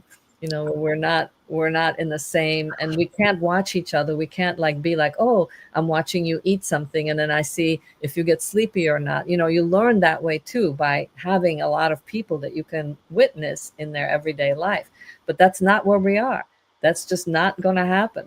I Yeah. keep thinking like, can we create real life communities? And every community I've ever visited or tried to, think like, can I participate in this? They always fall apart somehow. It becomes some kind of a weird thing because we're trying to live outside of what's happening in the world. Like we want to participate in what is right now. Anyway, I didn't mean to go off on that That's track. okay. Yeah, a whole other topic, but I just wanted to answer Sam's question. Were they mandatory for travel? There was a few of them. A few. I'll have to say no, actually, because the other years I didn't get them. Maybe because I had them. I think the one was it. Couldn't have been malaria because there's no jab for that. That's medication. That's so poisonous. Never take that stuff, by the way, for malaria. Wow. I got so sick. I went to take a pill one day and I was shaking as I went to take it and I went, I don't think I want this like this. So yeah, I can't remember. I think they might have been. I was certainly scared into it. And I hope you're joking and being facetious about that. That's kind of a weird thing to be, and that would be more facetiousness coming on here, I'm praying. Oh, And definitely facetiousness. Yes, I hope. yeah, must be, must be. It's very hard to read on screen, by the way. If you do a lot of that kind of thing, it's almost impossible to know without asking if people are being sarcastic or whatever. But yeah, jabs are what travelers get sick from. Exactly. That's the big thing. I mean, it's supposed to supposedly be protecting you, but that's the upside down world. Oh, yeah. This is another natural health cult, Mr. Sam, around the ayahuasca. And we had a good chat yesterday. I don't know if you caught that with Joel Schaefer. And we talked about psychedelics and ayahuasca. I would put in that category. The reason they affect you is because they're poisoning you. I had a natural health boyfriend, and that's exactly what he said. And he knew tricks for the remedies, and they would make me sick. Most people, what do? Barf their brains out on ayahuasca. It's not a pleasant thing. But then they've got the story of like, oh, well, you're so toxic. So then that medicine helped you to purge. And it's like, no, you're having an emergency. You, It's an emergency. you're purging the medicine. You're not purging your toxins. Right, right. Violently.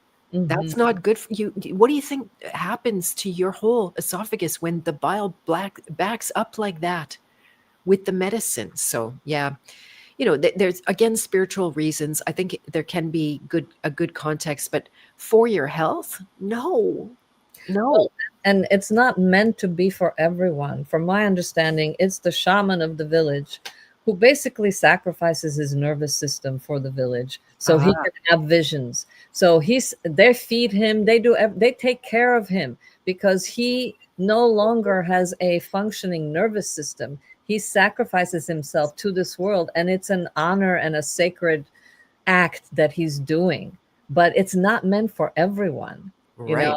right. And he's having the visions. Yes, of course, if you're on the verge of death, you're going to have a lot of visions too. And some people, yeah, I think there is a place for it. I'm not saying it's a bad thing, but I think what I am saying is that it is so misguided to think that, somebody living in the city should go off to Peru and do these journeys and then come back here to this life, like that's going to do something. Hmm, No, I hmm. I I feel that we need to earn our spiritual evolution, not just have it handed to us like that, because it's really, where's the transformation then? You Yeah. know. Yeah. I was a big fan. Like I literally had hunger for those journeys and it wasn't for the partying around it or the fun around it. The last trips I did alone on my own, it was always to go inward. And now I'm thinking about the liver, the damage of the liver and then the crazy visions. And really all, if I had to add it up, I'm not putting them down or anyone who is finding use in it, but mostly what I got was lessons. And it didn't do the lesson for me. It sent me away with the lesson. Like, okay, now go work on this.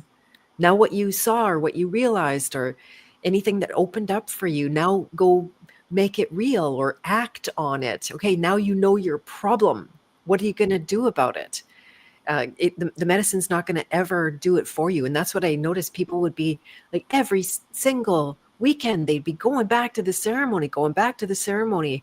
And I think getting very stuck, never mind entities that I think it makes them attracted to you in that, because you have no discrimination. You're like wide open to all of the forces that be, and good, bad, and ugly. So yeah. Mm. Yeah, no, I'm not judging anyone for doing it either. Hmm.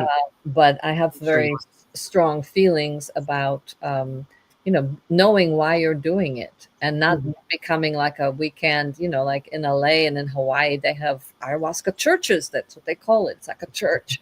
And they Right. people go there every weekend. And I think that anybody's free to destroy their own body if they want to, because there may be something really worthwhile there for them. They may really need to have that, whatever that journey brings. But Mhm. I'm Yeah. just saying, yeah. No, that's very good point about the shamans, that it wasn't for everyone, that they were sacrificing. And also this, the toad poison that Stacy's talking about.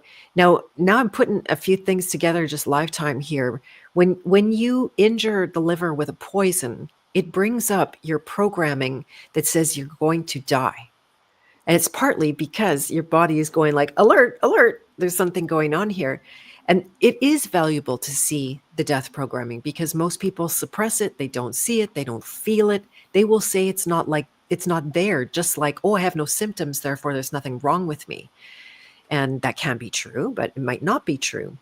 And so I think that's a big part of that Hmm. poisoning of yourself, that you think you gain some, but you don't need poison to bring up your death programming. I can scare you myself. Just kidding. I don't do that. Maya was just talking about another thing is the sun speeds up detox. Really good awareness to have, that we say, oh, the sun is natural and it's good. And now I go for 5-minute tans, and I never burn anymore. I go for like, and I'm talking about tanning beds. There's nothing natural about a tanning bed at all. But do I do better for two seasons now, where I've been going for a tan at least once a week? Yes, way better. I now have a sauna blanket, Dagmar. I got a sauna blanket so I Oh, can sweat it out. Is there anything natural about that? No, nothing natural about that at all. But yep, so it's good to be very, very wise about the sun for that reason.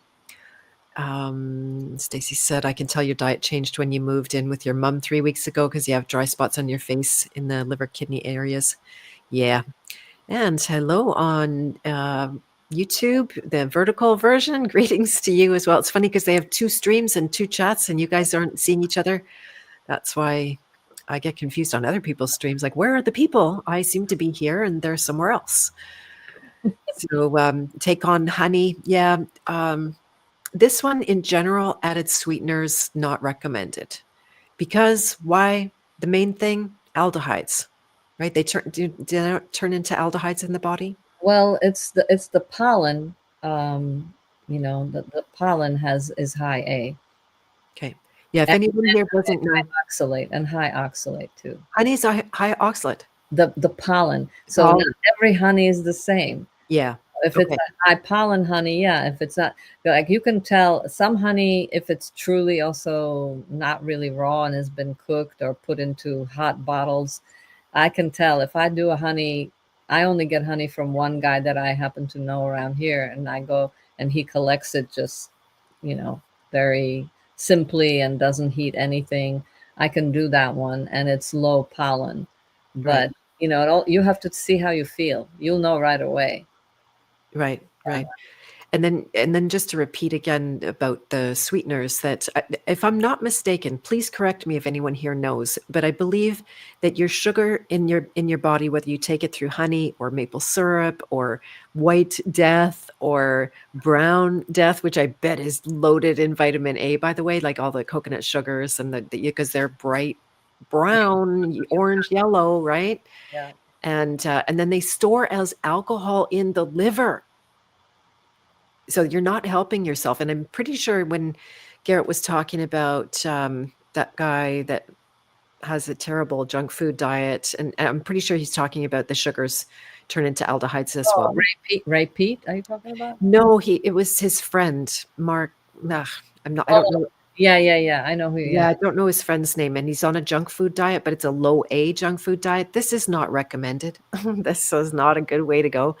I'm sorry, he doesn't look good. And I know he's a friend of Garrett's and there's no problem between them, but he's not an emissary of diet, this approach to eating. And hello, Joa, nice to have you here. Welcome. Glad you're there on Facebook. And sun and sleep are the masters of healing. Yeah, my naturopath would say the sun is the best healer. If you know that it's, like Maya said, very detoxifying, it's going to bring stuff up. Like when I got pregnant with my son, I started getting sun rashes. As soon as I would get too much sun, I would break out in this really hot, itchy, long standing rash. Why? Because my skin is letting go of the toxins. High Hmm. speed, too high speed. Very uncomfortable. Yeah.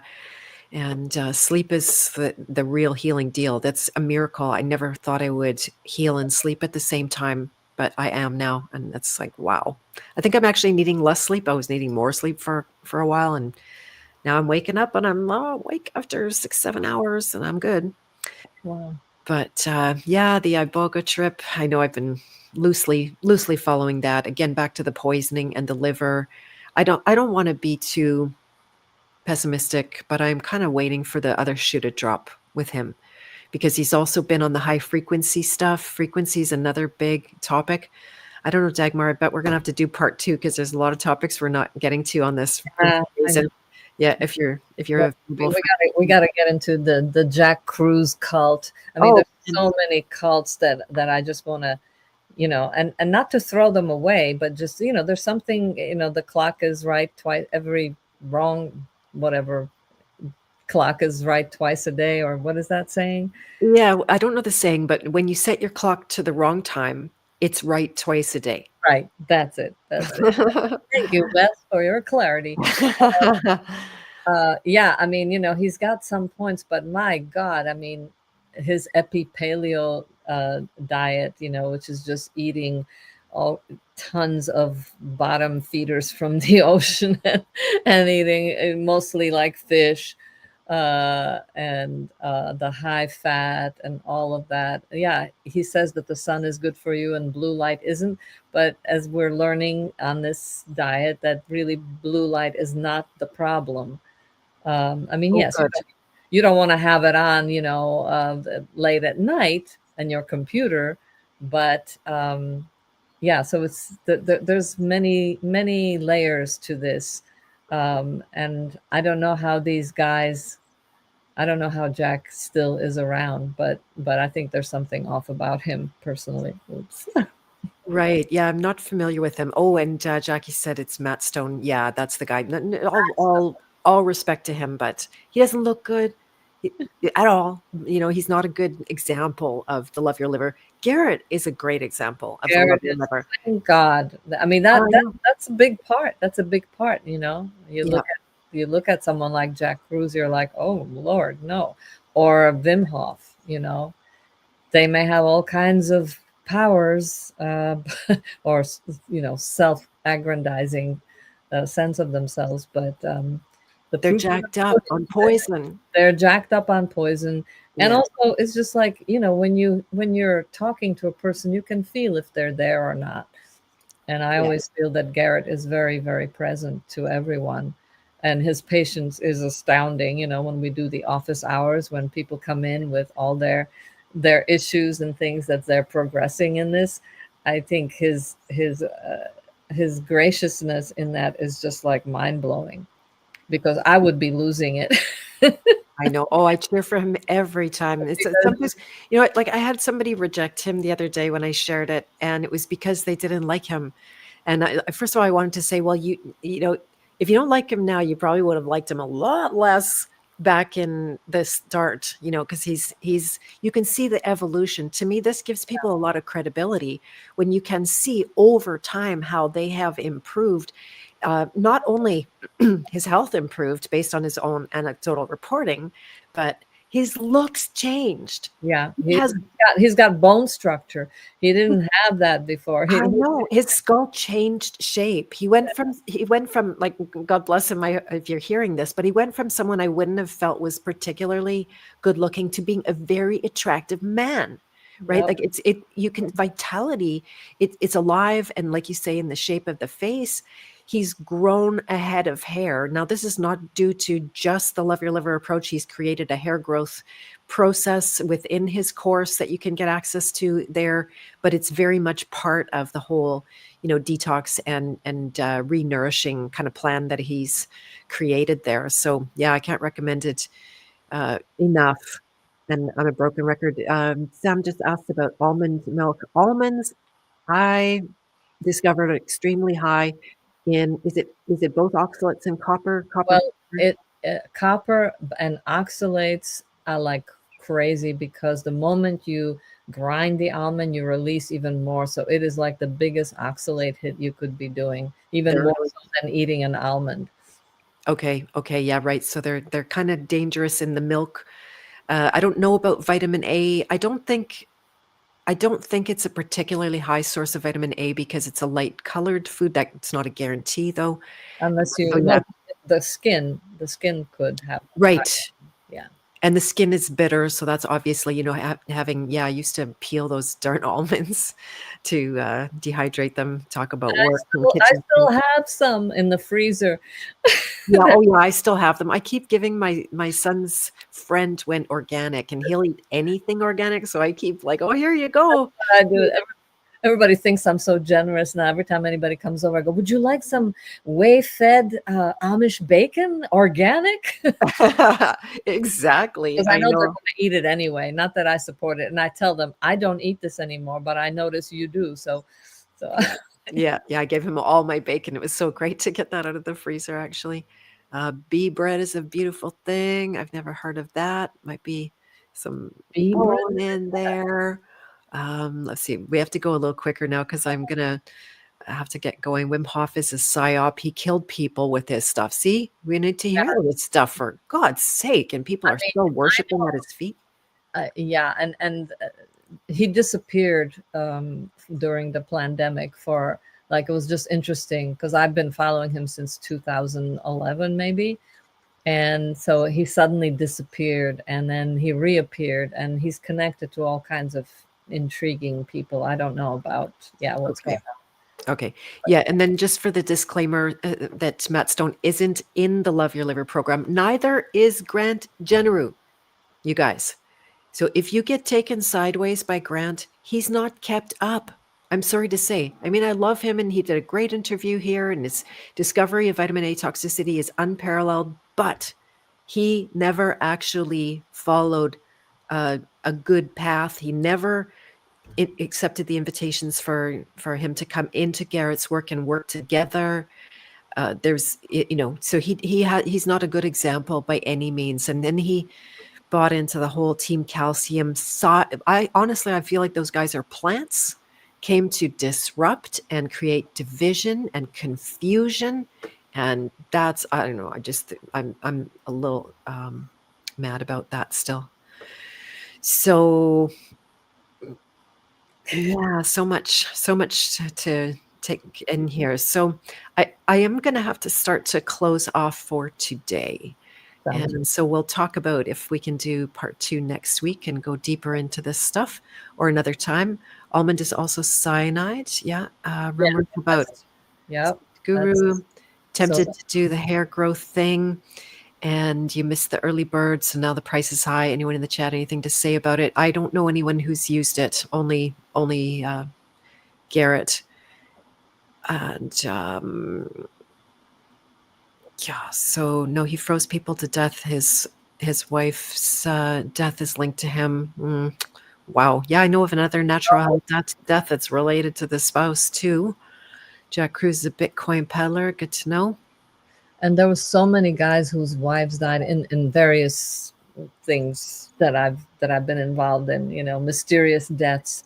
I even know a guy who sent his own mother to the hospital because he created structured water, with the spinning thing. There, you spin the water and you structure it, and the mother drank it and ended up in the hospital because it was just, it she wasn't used to anything like that. So you just Yeah, don't know. You just don't, this was I the, know. I mean, yeah, LA is, So let's save it, Dagmar, if you yeah, don't mind, because we're getting into a new topic here. Next time, we're going to talk about water. We're going to talk about frequencies. We're going to yeah, talk about salt. yes, I can barely contain myself. Don't eat Celtic salt. yeah. There's now a lawsuit for lead and arsenic poisoning from Celtic Salt against that company. It is a bona fide class action suit that I have verified. You can go and find that or hit me up for that.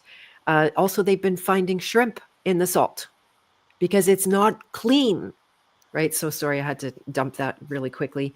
We're going Oh, to talk all the truther drugs. They love their ivermectin, methylene blue, and femben. We're going to talk about sulfur. We didn't go deep into. We're going to talk about the parasite craze. We didn't go deep into oh, the yes, we gotta magnet, talk about the that. mag, the the magnet cult. Yes. What else we got here?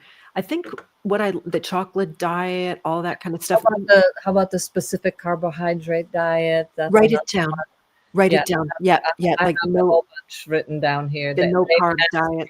diet, the anti-inflammatory diet, yeah, we have Write them down. Write them down if you can, because I'm unfortunately I literally have to run. And so yeah, this is to say the worship of plants and the worship of nature. Yes, go outside, be outside, and enjoy yourself. There's lots of benefits, but don't think that natural is good. This is a logical fallacy. It makes no sense. It's possible we're here for plants and not the other way around. I think plants want our bodies under them so we can decompose and give them nutrition. Exactly. And Jackie, from what I understand, yes, the Celtic salt, that's what they say. Oh, it's from France. No, no, it's full of garbage. It's not, yeah, you need pure salt. Yes.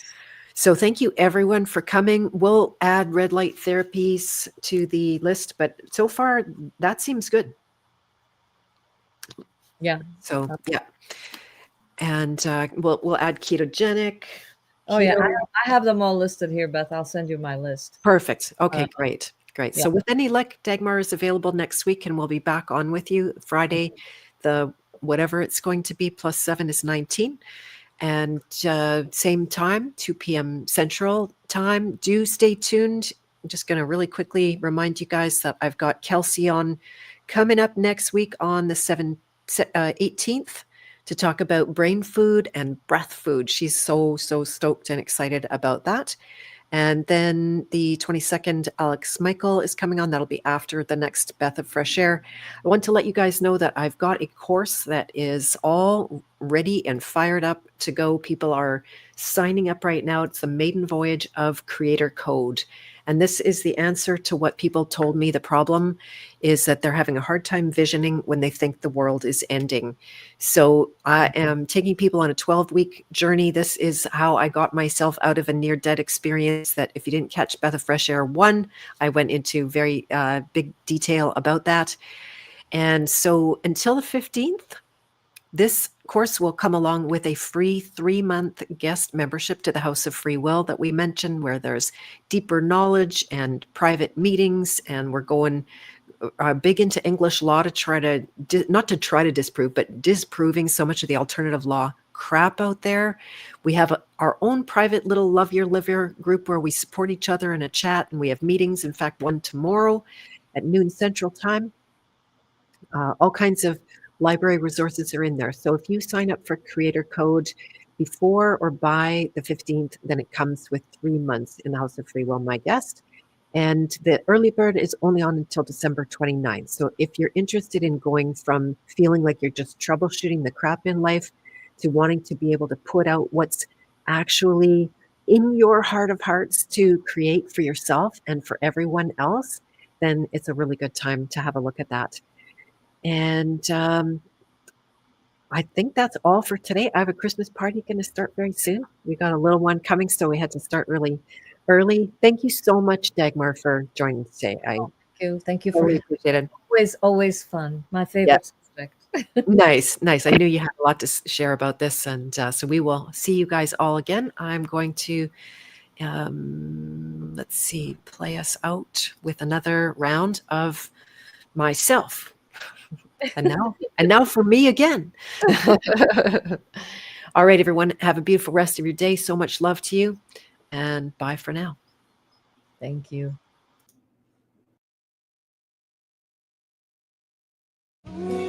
Almighty God, Lord and supporter of all, forever free from identity. Be well, I'm dwelling in you. Be well, I am dwelling in you. Be well, I am dwelling in you.